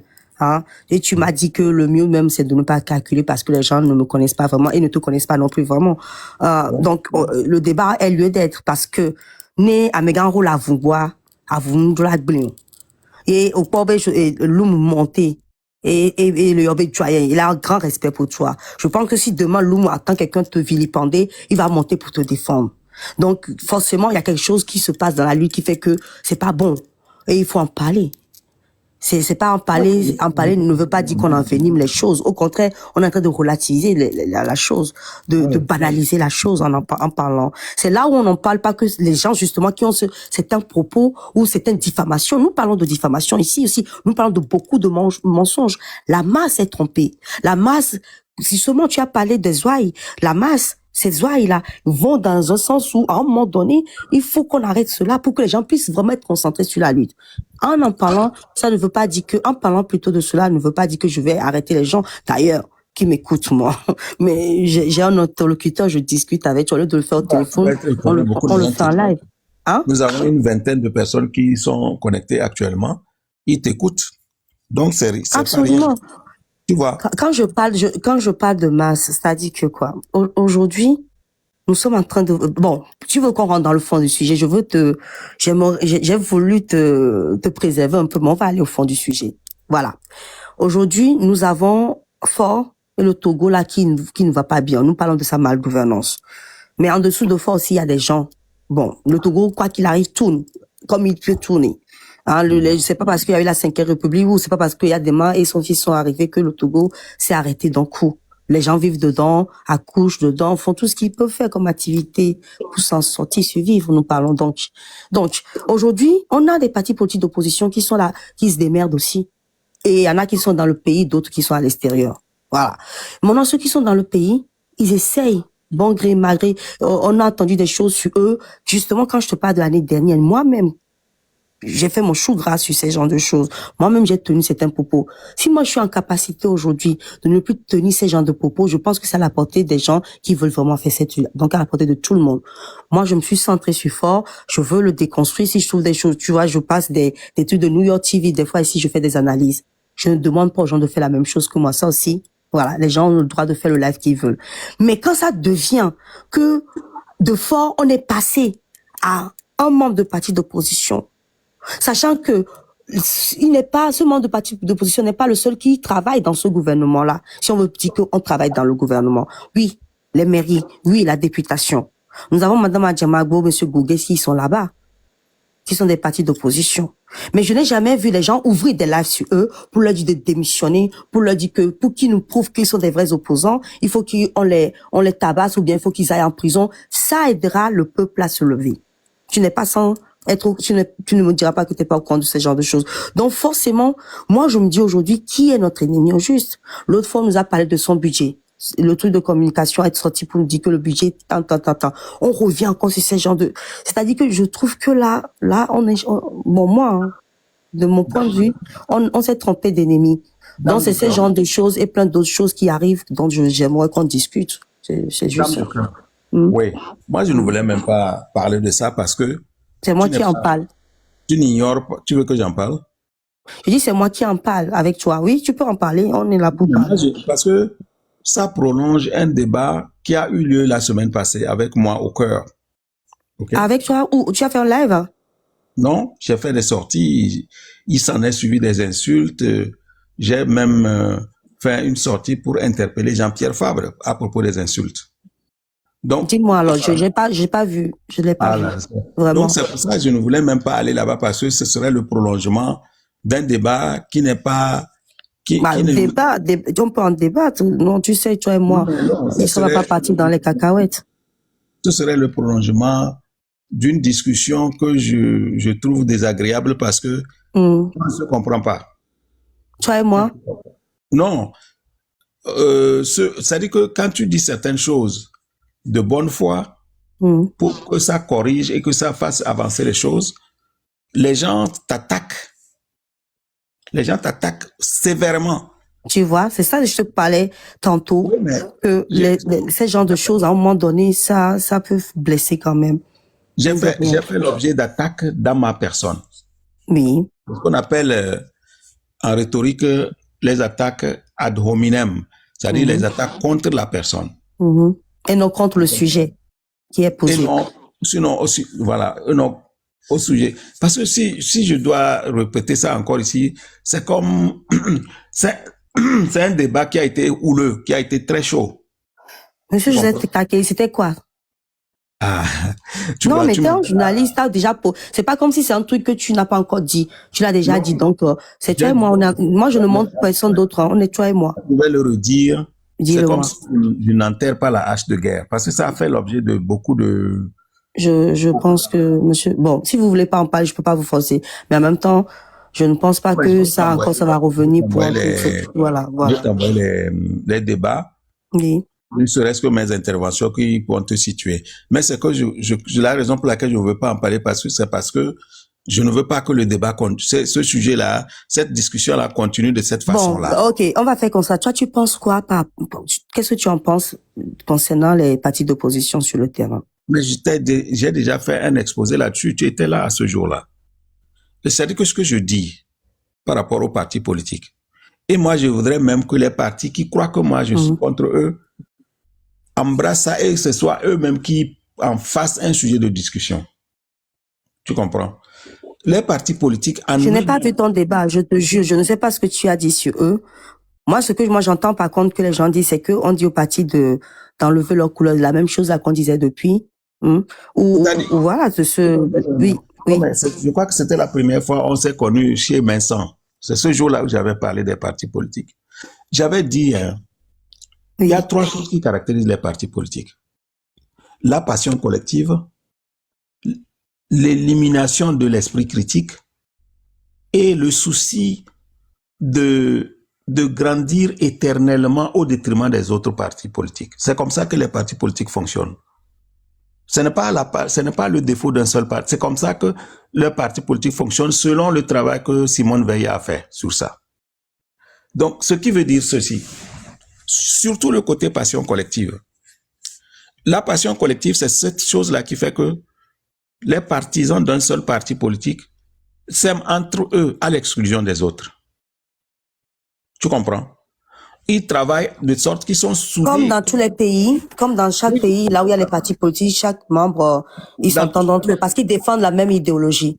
Dans les grands pays, dans les pays où les gens sont habitués à ça, non, on ne parle même pas, on ne va pas jusqu'à en faire un problème. Par exemple, que si. C'est peut-être que chez vous là-bas, il n'y a que des démocrates et des républicains. Moi, je suis en France. Quand je bossais à la mairie, c'était une mairie socialiste. Oui. Et à un moment donné, c'est plus ou moins limité par rapport à chez nous où on est en train de faire l'apprentissage même de l'utilisation. Je te dis que pour une histoire de parti, les gens se battaient. Monsieur Joseph Takeli. Tu confirmes tout simplement. Je te parle de la France. Pourquoi dans les hémicycles, les gens arrivent à se taper dessus? C'est pas les mêmes membres qui se tapaient dessus. C'est les partis politiques différemment par rapport au sujet qui est posé. Ils allaient jusqu'à se castagner. Oui. Je risque de ne pas finir, mais c'est-à-dire, oui, maintenant, avec ça, tu persistes, tu confirmes ce que je suis en train de dire. C'est-à-dire que quand vous êtes un pays jeune comme ça, les partis politiques, dans leur fonctionnement, vu que ils développent cette passion collective-là, ça devient une guerre. C'est ce que tu observes. Oui, je l'ai compris et je te dis que c'est pas propre au Togo. C'est pour ça que je t'ai donné l'exemple de la France. J'ai voulu amoindrir ailleurs pour dire que c'est encore plus grave chez nous.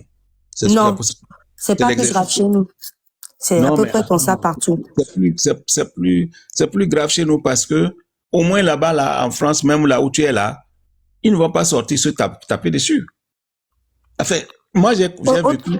Oui, ok, vas-y, continue. On va perdre le temps pour des détails. Hein. Ce que tu dis là, ça confirme même ce que je suis en train de dire sur le côté nocif des partis politiques. Tu comprends? Donc on va aller vite. Alors du coup, si on va pas. Donc toi aussi, tu penses que les partis doivent disparaître.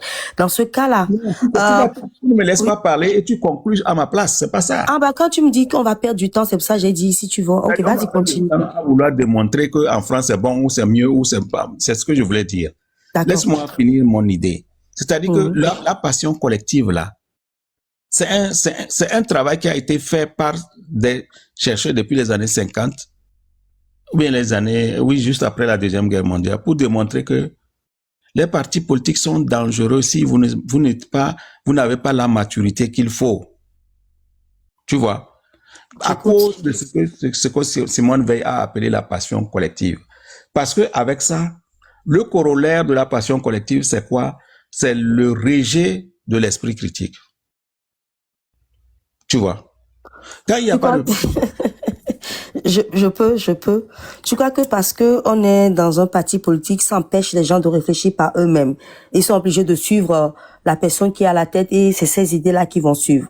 C'est pour ça que c'est dangereux, oui. C'est pour ça que c'est dangereux d'avoir des partis politiques. Dans ce cas-là.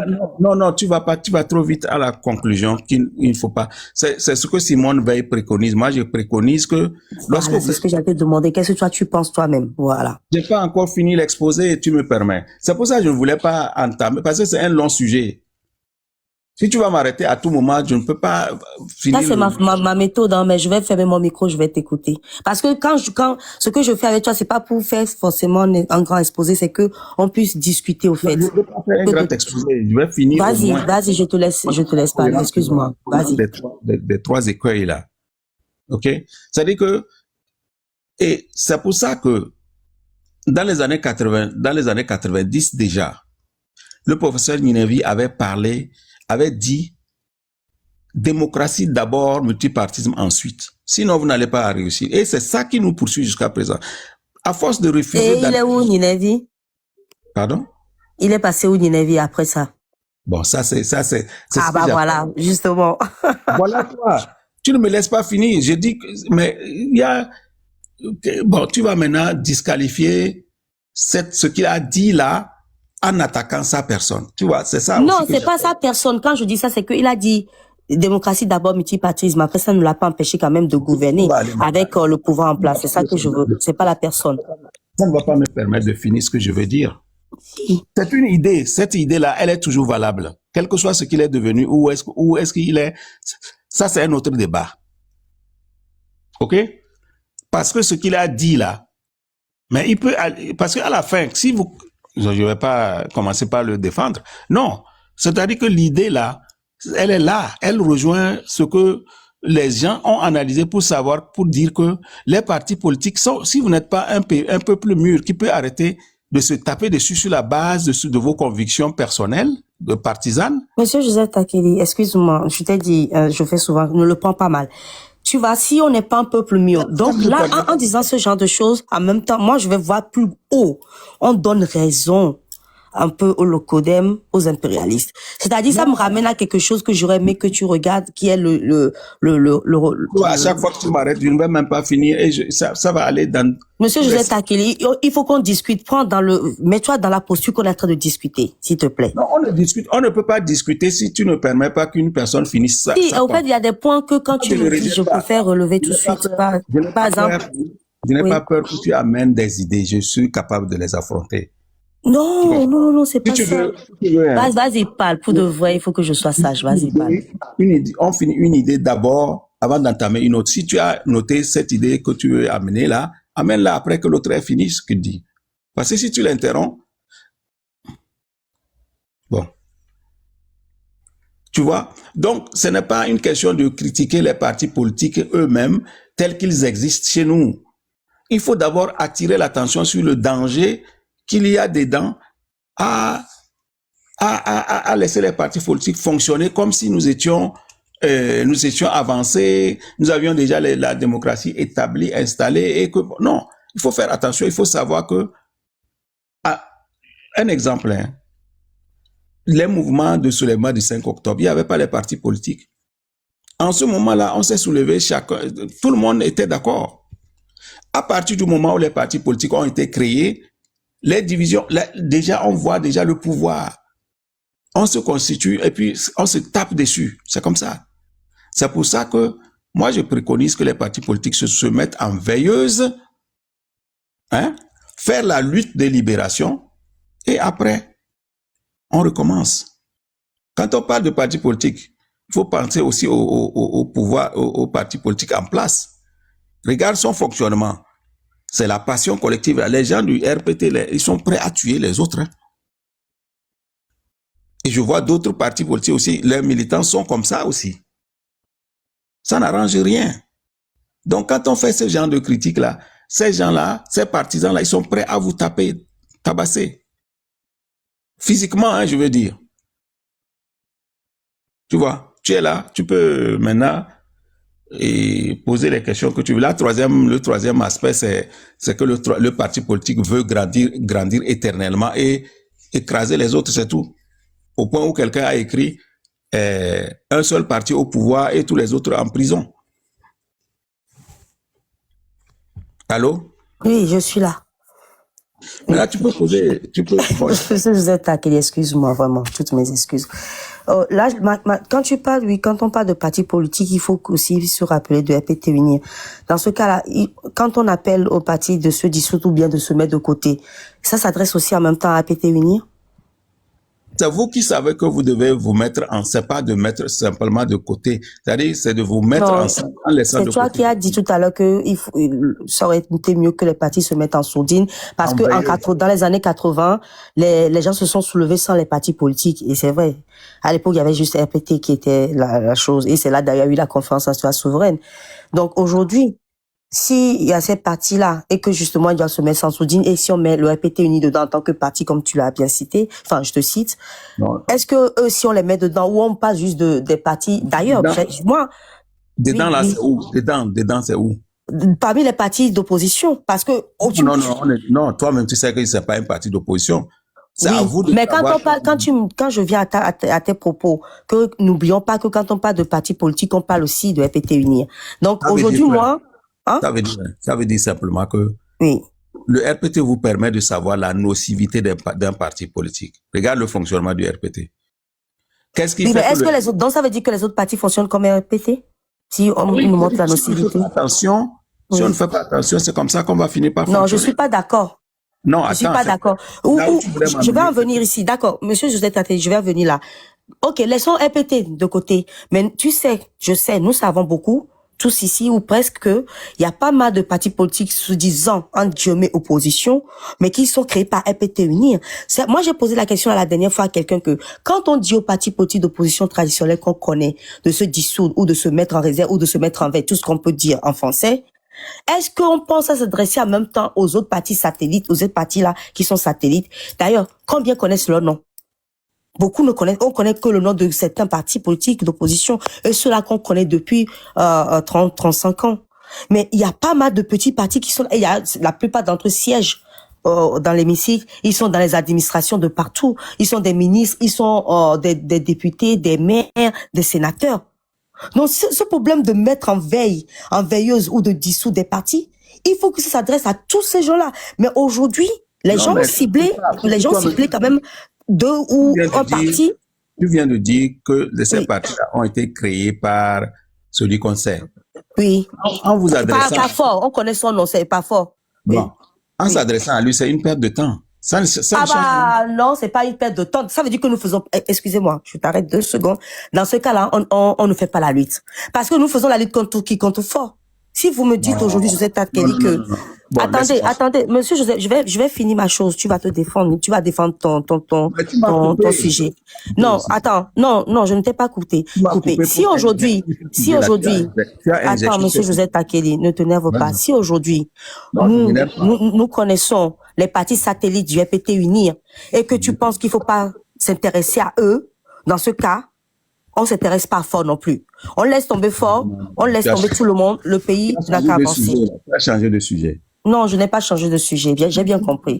Aujourd'hui, RPT aussi un parti politique.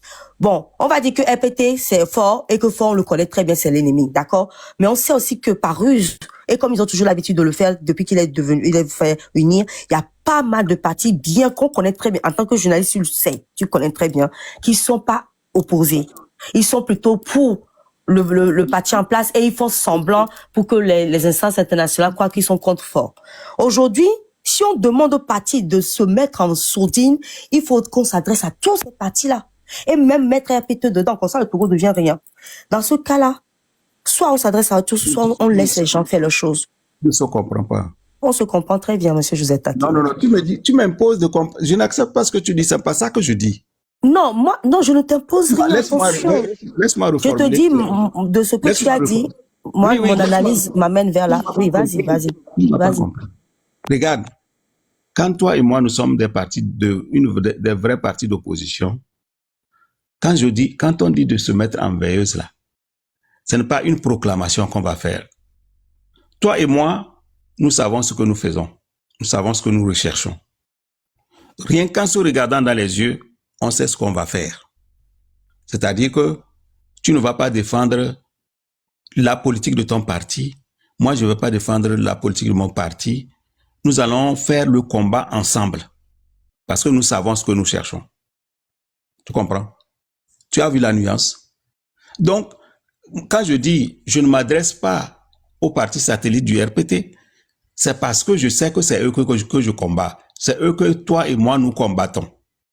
Donc, ce n'est pas la peine de m'occuper d'eux. Quand je dis que ce n'est pas la peine de m'occuper d'eux, tu dis que non, là, c'est pas... Non. Eux et moi, on ne fait pas le même combat. Donc, pourquoi je vais m'occuper d'eux? Je vais parler à Dame de Cœur parce que elle et moi, nous faisons le même combat. C'est à elle que je demande, laissons tomber nos divergences là. C'est pour ça qu'on on te renvoie à 90, le combat qui était là. C'est la même configuration. C'est la même configuration. Le même pouvoir qu'on combattait est le même qui est là. Tu comprends? Oui. Donc, la création des partis politiques satellites du système ne date pas d'aujourd'hui. Depuis la colonisation, c'est comme ça. Si depuis la colonisation, c'est comme ça et que vous vous amusez à jouer avec ça, mais ça fait votre problème. Quand on dit se mettre en veilleuse là, ce n'est pas une mauvaise chose qu'on dit, hein. Oui, mais je t'ai écrit quelque chose là. J'ai dit, pour toi, ça veut dire quoi vraiment se mettre en veilleuse? Non, mais c'est là où je comprends pas quelque chose. Voilà. oui, c'est-à-dire, je t'ai dit, toi et moi, on se regarde dans les yeux, on sait ce qu'on a à faire. On sait qu'on est ensemble. On sait que si le fonctionnement des partis politiques est là, nous ne sommes pas obligés d'être ensemble. Donc, tu parles par là une coalition des partis pour qu'ils puissent s'entendre? Ou non, oui, on a tout tenté hein? Au Togo là, on a tout tenté. Les coalitions. Ça, je voulais te le dire justement, ça aussi ça a été essayé, oui. Oui, mais ce qu'il y a lieu de faire, c'est de comprendre nous-mêmes ce que nous faisons. C'est-à-dire de savoir que toi et moi, nous ne pouvons pas continuer par défendre une politique partisane. Mais c'est quoi pour toi une politique partisane, monsieur Joseph Takeli? Parce que dès lors qu'on est ça revient à la même chose. Dès lors qu'on est un parti politique, c'est partisan. Mais le partisan, là, derrière ce partisan, attendez, derrière ce partisan ou partisane là, il y a le peuple. Je te renvoie au discours de Tchekpo, le discours de Ninevi. Quand il disait démocratie d'abord, parce que il fallait voir. Monsieur Joseph Takeli, laisse de côté monsieur Ninevi, parce que quand je vais encore parler, tu vas me dire que je m'attaque à la personne. Non. Monsieur Ninevi a fait ce qu'il a fait. Je te parle de toi et moi aujourd'hui dans cette lutte de 2026 qu'on est en train de faire. Hein? Pourquoi on va procéder comme ça, comme si nous n'avons pas... Quand je vais te prendre l'exemple, c'est toi qui me l'interdis indirectement. Pourquoi? Tout à l'heure, quand tu as parlé de Ninevi, le même propos là, je t'ai dit, il a fini où? C'est-à-dire, à un moment donné, il a rejoint l'oppresseur. Tu comprends? Oui. C'est pour ça que je te dis que quand je veux parler de ça, tu m'as dit que je m'attaque à la personne. Je t'ai dit non. Je m'attaque à ses manquements, à ses mots et à ce qu'il a fait que moi je connais. Je n'ai pas dit que c'est Ninevi qui nous a plongé dans la galère. Non, c'est pas ce que je dis. Pour laquelle je rappelle Ninevi. Oui. Nous avons eu des gens chez nous qui ont réfléchi à la question avant. Absolument. C'est ce que je veux dire. Oui. Ok. Donc, et ça a donné quoi? Hein? Et ça a donné quoi? On a appliqué ça. On a chacun continué dans sa chapelle. Voilà pourquoi je vais revenir à ceci. Dans ce cas-là, pourquoi? Tu étais présent à la conférence nationale souveraine au Togo, tu y étais. Tu étais présent. Oui. Tu as participé ou pas? Oui. Bon. Tu étais convaincu de quoi pour avoir participé à cela qui est du multipartisme alors? Non, mais est-ce qu'on n'a pas le droit de changer? J'étais là quand on a voté la charte. Donc, maintenant aussi, tu as encore changé une fois, alors? Là, mais seul un imbécile ne change pas. D'accord. Donc, voilà, au gré du vent. Si tu analyses bien ta situation et tu constates que, mais non, j'avais mal formulé quelque chose, tu n'as pas le droit de changer. Mais si, mais maintenant, tu me parles de Ninevi, ses propos, qu'on aurait peut-être dû l'écouter, on l'a pas fait. Et finalement, quand même, à l'époque, toi aussi, tu n'as pas compris ces propos-là à l'époque quand tu y étais, et tu es allé à l'encontre de ce que Ninevi a dit, donc on a eu multipartisme. Regardez, aujourd'hui, monsieur Joseph Takeli, aujourd'hui, tu me prends l'exemple de Ninevi. Attendez. Non, mais je savais pas que c'est comme ça que tu discutes. Je ne savais pas que c'est comme ça que tu discutes. Tu me pousses dans une direction qui t'arrange pour que tu fasses ton... Non, pas du tout. Je prends tes propos pour débattre. C'est pas objectif ce que tu fais. Oh, vraiment? Oui. Ok, tu me renvoies, d'accord, on va faire comme ça, tu me renvoies. C'est vrai que ça fait partie de ce que j'ai dénoncé la semaine passée. C'est-à-dire... Tu vois, toi aussi, tu penses que je ne vais pas dans ton sens, tu crois que je ne te fais ça rien. C'est pas ça. Moi, je ne le dis pas en l'air, je vais te démontrer ce que je dis. C'est-à-dire, quand on pose un sujet, oui, nous faisons généralement ça dans je ne suis pas journaliste, hein, ça il faut le savoir aussi. Hein. Ça n'a rien à voir. Moi-même, je ne le suis pas. D'accord, moi je suis en train de faire un débat avec toi. Je n'ai pas fait une formation. Et je ne suis, franchement, monsieur Joseph Takeli, je ne suis personne pour te pousser dans mon sens. Je suis en train de te donner mon point de vue. Tu me donnes ton point de vue. D'accord? Ça n'a pas besoin d'une formation spécifique. Regarde, quand on pose un sujet, au lieu que tu analyses le sujet, tu attaques la personne. C'est pas toi. Mais pourquoi tu me parles d'attaque? C'est pas toi. Il va falloir que quelqu'un me dise si j'attaque Joseph Takeli. Monsieur Joseph Takeli, 2 secondes. Je te demanderai de ferme ton micro 2 secondes. Ferme ton micro 2 secondes, monsieur Joseph Takeli. Je te le demande humblement. Vraiment. J'aimerais que vous témoigniez ici, si quelqu'un a vu que je l'ai attaqué.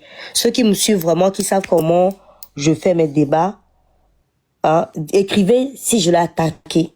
Parce que c'est la deuxième ou la troisième fois qu'il dit que j'attaque. Quand j'ai voulu parler de Nineveh aussi, il m'a dit que j'attaque sa personne. Et je lui parle de autre chose. Monsieur Joseph Takeli, je ne peux jamais t'attaquer. Et je ne vois pas en t'attaquant ce que ça va m'apporter à moi et ce que ça va apporter à la lutte. Nous sommes sur des débats d'idées, d'accord? Tu as ton idée, tu développes ta chose. J'analyse bien, vraiment, les choses. Peut-être que tu me trouves un peu trop rapide parce que j'ai pas le temps au niveau, quand ça vient, ça passe. Ça aussi, c'est peut-être un défaut. Je fais des efforts là-dessus. Mais, tu m'as exposé ta chose. C'est vrai qu'il y a des moments, je t'ai trop coupé. Ça, monsieur Signat, on peut le certifier. Je veux rectifier quelque chose aussi. Une motion. Tu m'as demandé de couper le micro. Oui. Bon, c'est le pouvoir que vous avez dans les plateformes. Non, c'est pour demander aux gens au fait, c'est pour avoir un câble qui n'est pas trop de bruit entre nous deux. C'est pour demander aux gens d'attester si je t'ai attaqué. C'est juste pour ça que je t'avais demandé de fermer le micro. C'est pas toi qui attaque.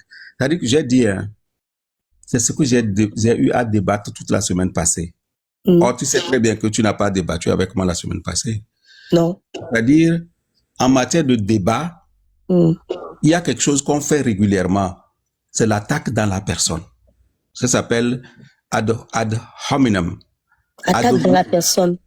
Oui, ad hominem. L'attaque ad hominem, c'est-à-dire dans les débats, il y a plusieurs méthodes. OK? C'est-à-dire quand on pose le sujet, l'on laisse le sujet et on attaque la personne. C'est ce que je veux dire. Mais pas du tout. Mais pas du tout. C'est pas toi. C'est pas toi. C'est-à-dire les méthodes que tu utilises là, observe le sujet sur la table. C'est quoi le sujet sur la table exactement? J'ai amené concernant Nineveh. Mais le sujet, c'est pas Nineveh, normalement. Laisse-moi finir. C'est moi qui ai amené ça pour démontrer quelque chose. Je disais que c'est pas d'aujourd'hui que le problème est posé. Le problème existe depuis. J'ai donné l'exemple de démocratie d'abord, multipartisme ensuite. Au lieu que tu me permets de finir, tu as sauté en même temps, tu as dit, il est devenu quoi? Mais je devais citer l'auteur de cette idée-là. C'est ce que j'ai fait. Et tu as dit, il est devenu quoi? Maintenant, ça disqualifie l'idée, tu vois, en allant déjà en disant ce que tu as dit là, tu voudrais que je vois que ce qu'il est devenu là fait que son idée n'était pas bonne, alors que c'est pas vrai. Non, pas du tout. Tu n'as pas compris. Je l'ai pas développé comme ça. C'est pas toi. C'est pas la méthode que tu utilises là. C'est ça qu'on a. Mais pourquoi tu me parles de méthode en même temps tu me dis c'est pas moi. C'est avec moi que tu discutes. Non. C'est-à-dire tu discutes avec. Oh, ok. Tu discutes avec qui? Cette façon de faire là. Oui. C'est-à-dire que j'étais en train de dire quelque chose. C'est-à-dire ce que les partis politiques peuvent faire de notre lutte là. Bon, laissons Nineveh, alors revenons au parti. Voilà, même si c'est pas Nineveh. OK? Ce que les partis politiques peuvent faire de notre lutte, ça ne va pas nous arranger. Qu'est-ce qu'ils font de notre lutte aujourd'hui qui nous arrange pas? Comme ça, on va pouvoir rectifier les tirs. Qu'est-ce qu'ils font aujourd'hui qui nous embête? Voilà. Donc on va dans un autre sens. Hein. Bon, on prend un exemple ou bien c'est ce que tu veux qu'on fasse? Allons-y. Fais comme tu le sens, fais comme tu le sens. Je ne veux pas, c'est-à-dire que c'est un débat que j'ai fait la semaine passée, sérieusement avec Lawson. Monsieur, vous êtes taqué. Depuis le début, tu me le dis. Je te dis que moi, j'ai pas vu le débat là. Donc, tu vois, mon en train de refaire. Je ne l'ai pas vu pour de vrai. C'est pas une blague. Sinon, tu aurais vu que je t'aurais même posé certaines questions que tu avais déjà posées dedans. Prends un exemple et on va en discuter. Je ne n'attaque personne. Sois serein. Voilà. Voilà. Tu demandes qu'est-ce que les partis politiques font concrètement. Et qui nous gênent, ouais. Concrètement, tu as l'impression que tout va bien. Est-ce que les forces démocratiques, les forces combattantes, je n'ai pas envie de citer des cas parce que ça va encore amener la polémique. Les forces combattantes, selon toi, est-ce que tu es satisfait de la manière dont ces forces combattantes-là travaillent ensemble? Par exemple, toi, oui. Non, disons moi, je vais dire moi, et les gens des autres partis politiques qu'on sait de l'opposition. est-ce que nous sommes ensemble? Est-ce que nous harmonisons nos forces pour attaquer l'ennemi qu'on a en face? Voilà. Et qu'est-ce qui nous empêche d'être ensemble? On n'est pas ensemble, ça se voit très bien. C'est pour ça que je t'avais commencé à te parler de 2025. Mais qu'est-ce qui empêche, voilà, justement, que les partis et nous qui sommes là, toi et moi, et les partis, on ne soit pas ensemble? C'est là où le côté des partis vient.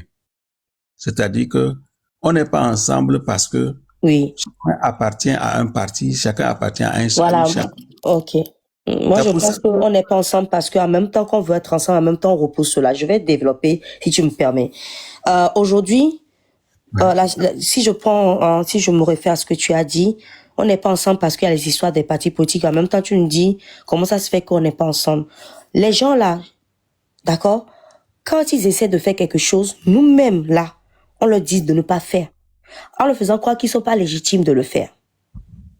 En même temps, on est bien conscient qu'on a besoin de...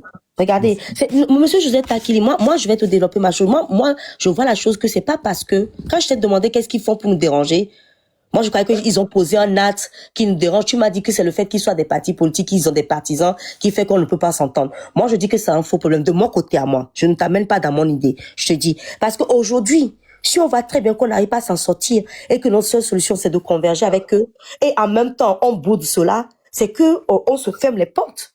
Et moi, je ne pense pas que c'est le fait qu'ils soient partis politiques qui nous dérange. Si aujourd'hui, on se dit que les gens là ont fait des manquements, ok, qui est parfait dans ce monde? Mais si ces manquements-là ne nous empêchent pas d'avancer, c'est-à-dire que la personne même qui tue le Togo est là-bas, je peux comprendre si c'est aujourd'hui, c'est eux qui veulent se prévaloir à quelqu'un pour prendre le pouvoir. Là, oui, on peut les combattre parce qu'ils ont fait des manquements que. Mais aujourd'hui, eux-mêmes, ils sont dans la même position que nous. On a besoin d'eux, ils ont besoin de nous quelque part aussi. Donc, on peut mettre de côté quelques manquements et la plupart sont fabriqués par le pouvoir en place. Et on va converger pour pouvoir combattre l'ennemi là. Mais si toi, tu bosses avec moi et nous deux, on peut rejoindre quelqu'un pour pouvoir avancer et du jour au lendemain, je te sors quelque chose qui ça va t'affaiblir sur le terrain ou dans ta position où tu es, comment tu veux qu'on converge? Je ne peux pas être contre toi et en même temps vouloir être avec toi. Tu vas m'écarter. Ou moi-même, je vais m'écarter de toi. Tu vois, Monsieur José Takili.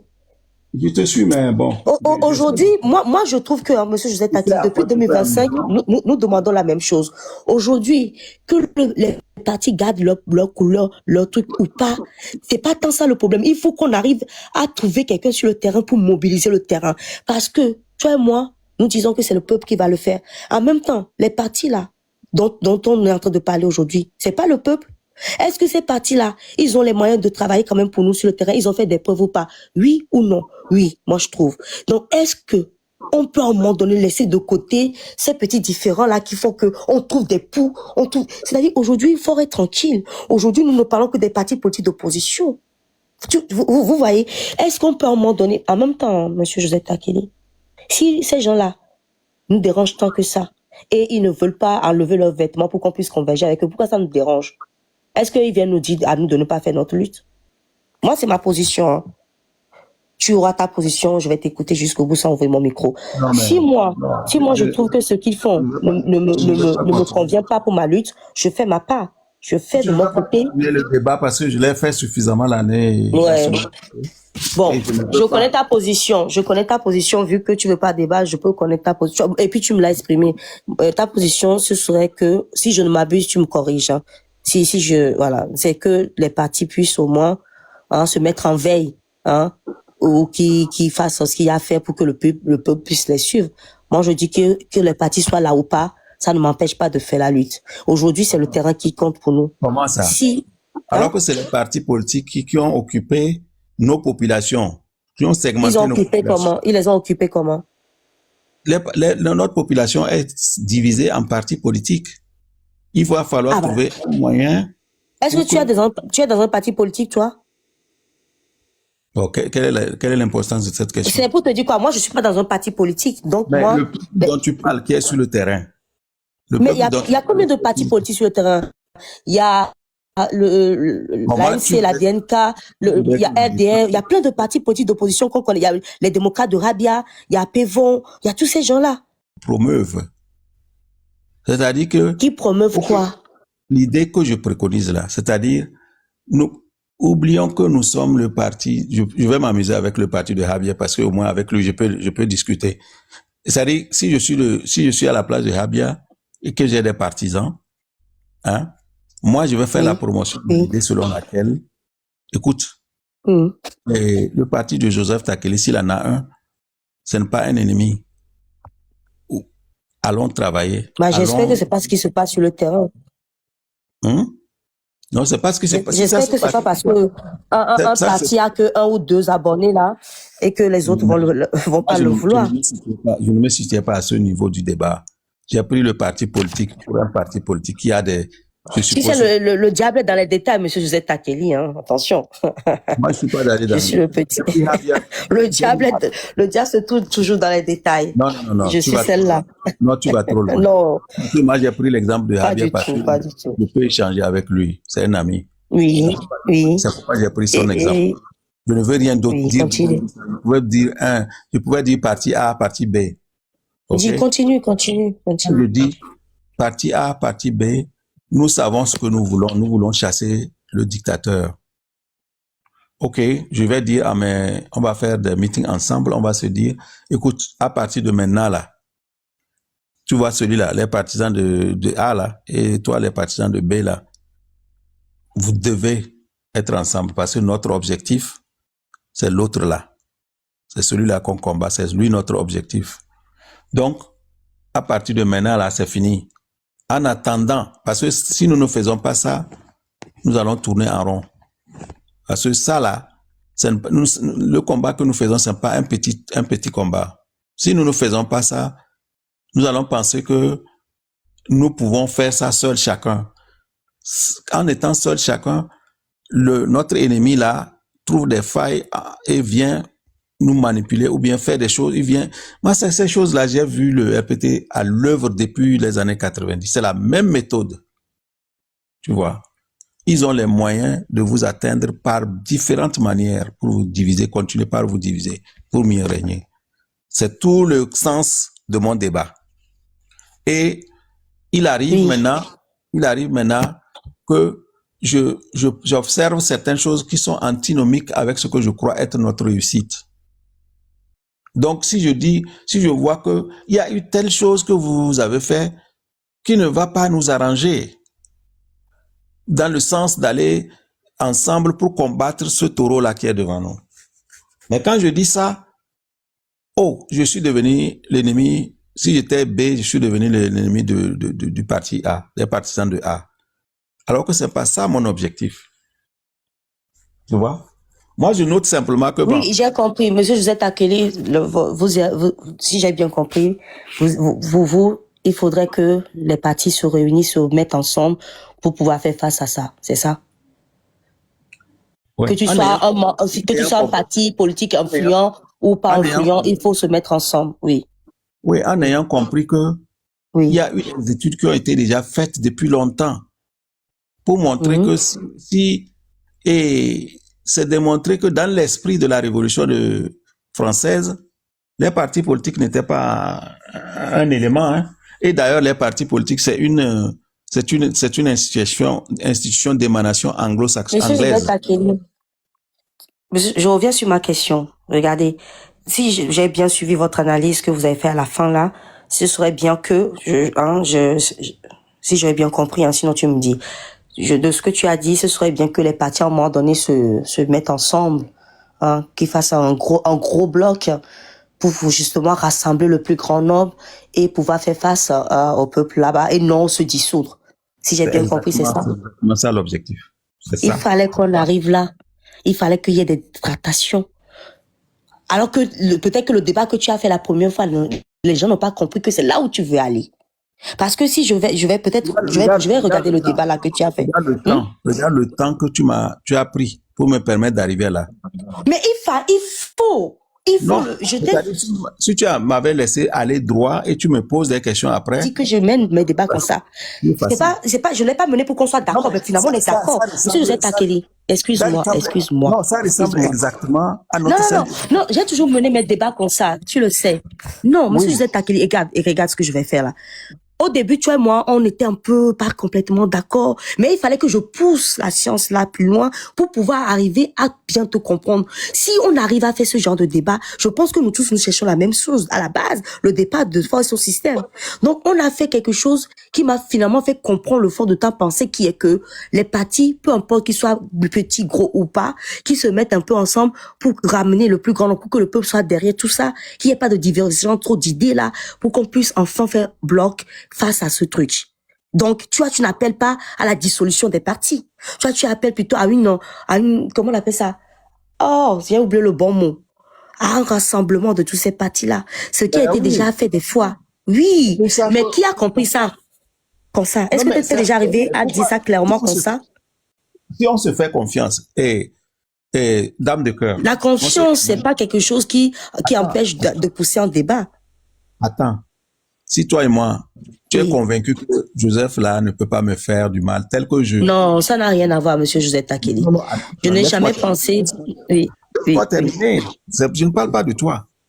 C'est-à-dire que si on se connaît comme étant des gens qui ont le même intérêt à cœur, le même but à cœur, et qu'on est de bonne foi, si je dis quelque chose, prête-moi une oreille quand même. C'est pas toi, hein, je parle bien. C'est sur la scène politique là. Si on se considérait comme ça, parce que on a Joseph Takeli par exemple, a travaillé avec tous les partis politiques. C'est pas du jour au lendemain quand il va formuler une critique que tu vas considérer que c'est ton ennemi. Non. Il ne va pas faire tout ce combat là jusqu'ici là pour venir te trahir aujourd'hui. Tu vois, non? Mais il faut se donner un peu le courage de s'écouter. Qu'est-ce que le gars là dit même? En ce moment-là, on va se mettre ensemble, on va dire, mais on va faire tchobé un jour et puis c'est fini. Le gars, on va jeter la chose à quelque part. Mais si on ne le fait pas, bon, c'est là où nous sommes aujourd'hui. On se prête des intentions parce que si je formule une critique, tu vas considérer, le parti B va considérer que ce que j'ai dit là, ça voudrait dire que je ne veux pas, je ne l'aime pas. Non, mais il y a une critique que je fais simplement. Et il y a une attitude, si je la revois, elle se répète, mais je dis, mais mon cher, si on fait comme ça là, on ne va pas réussir.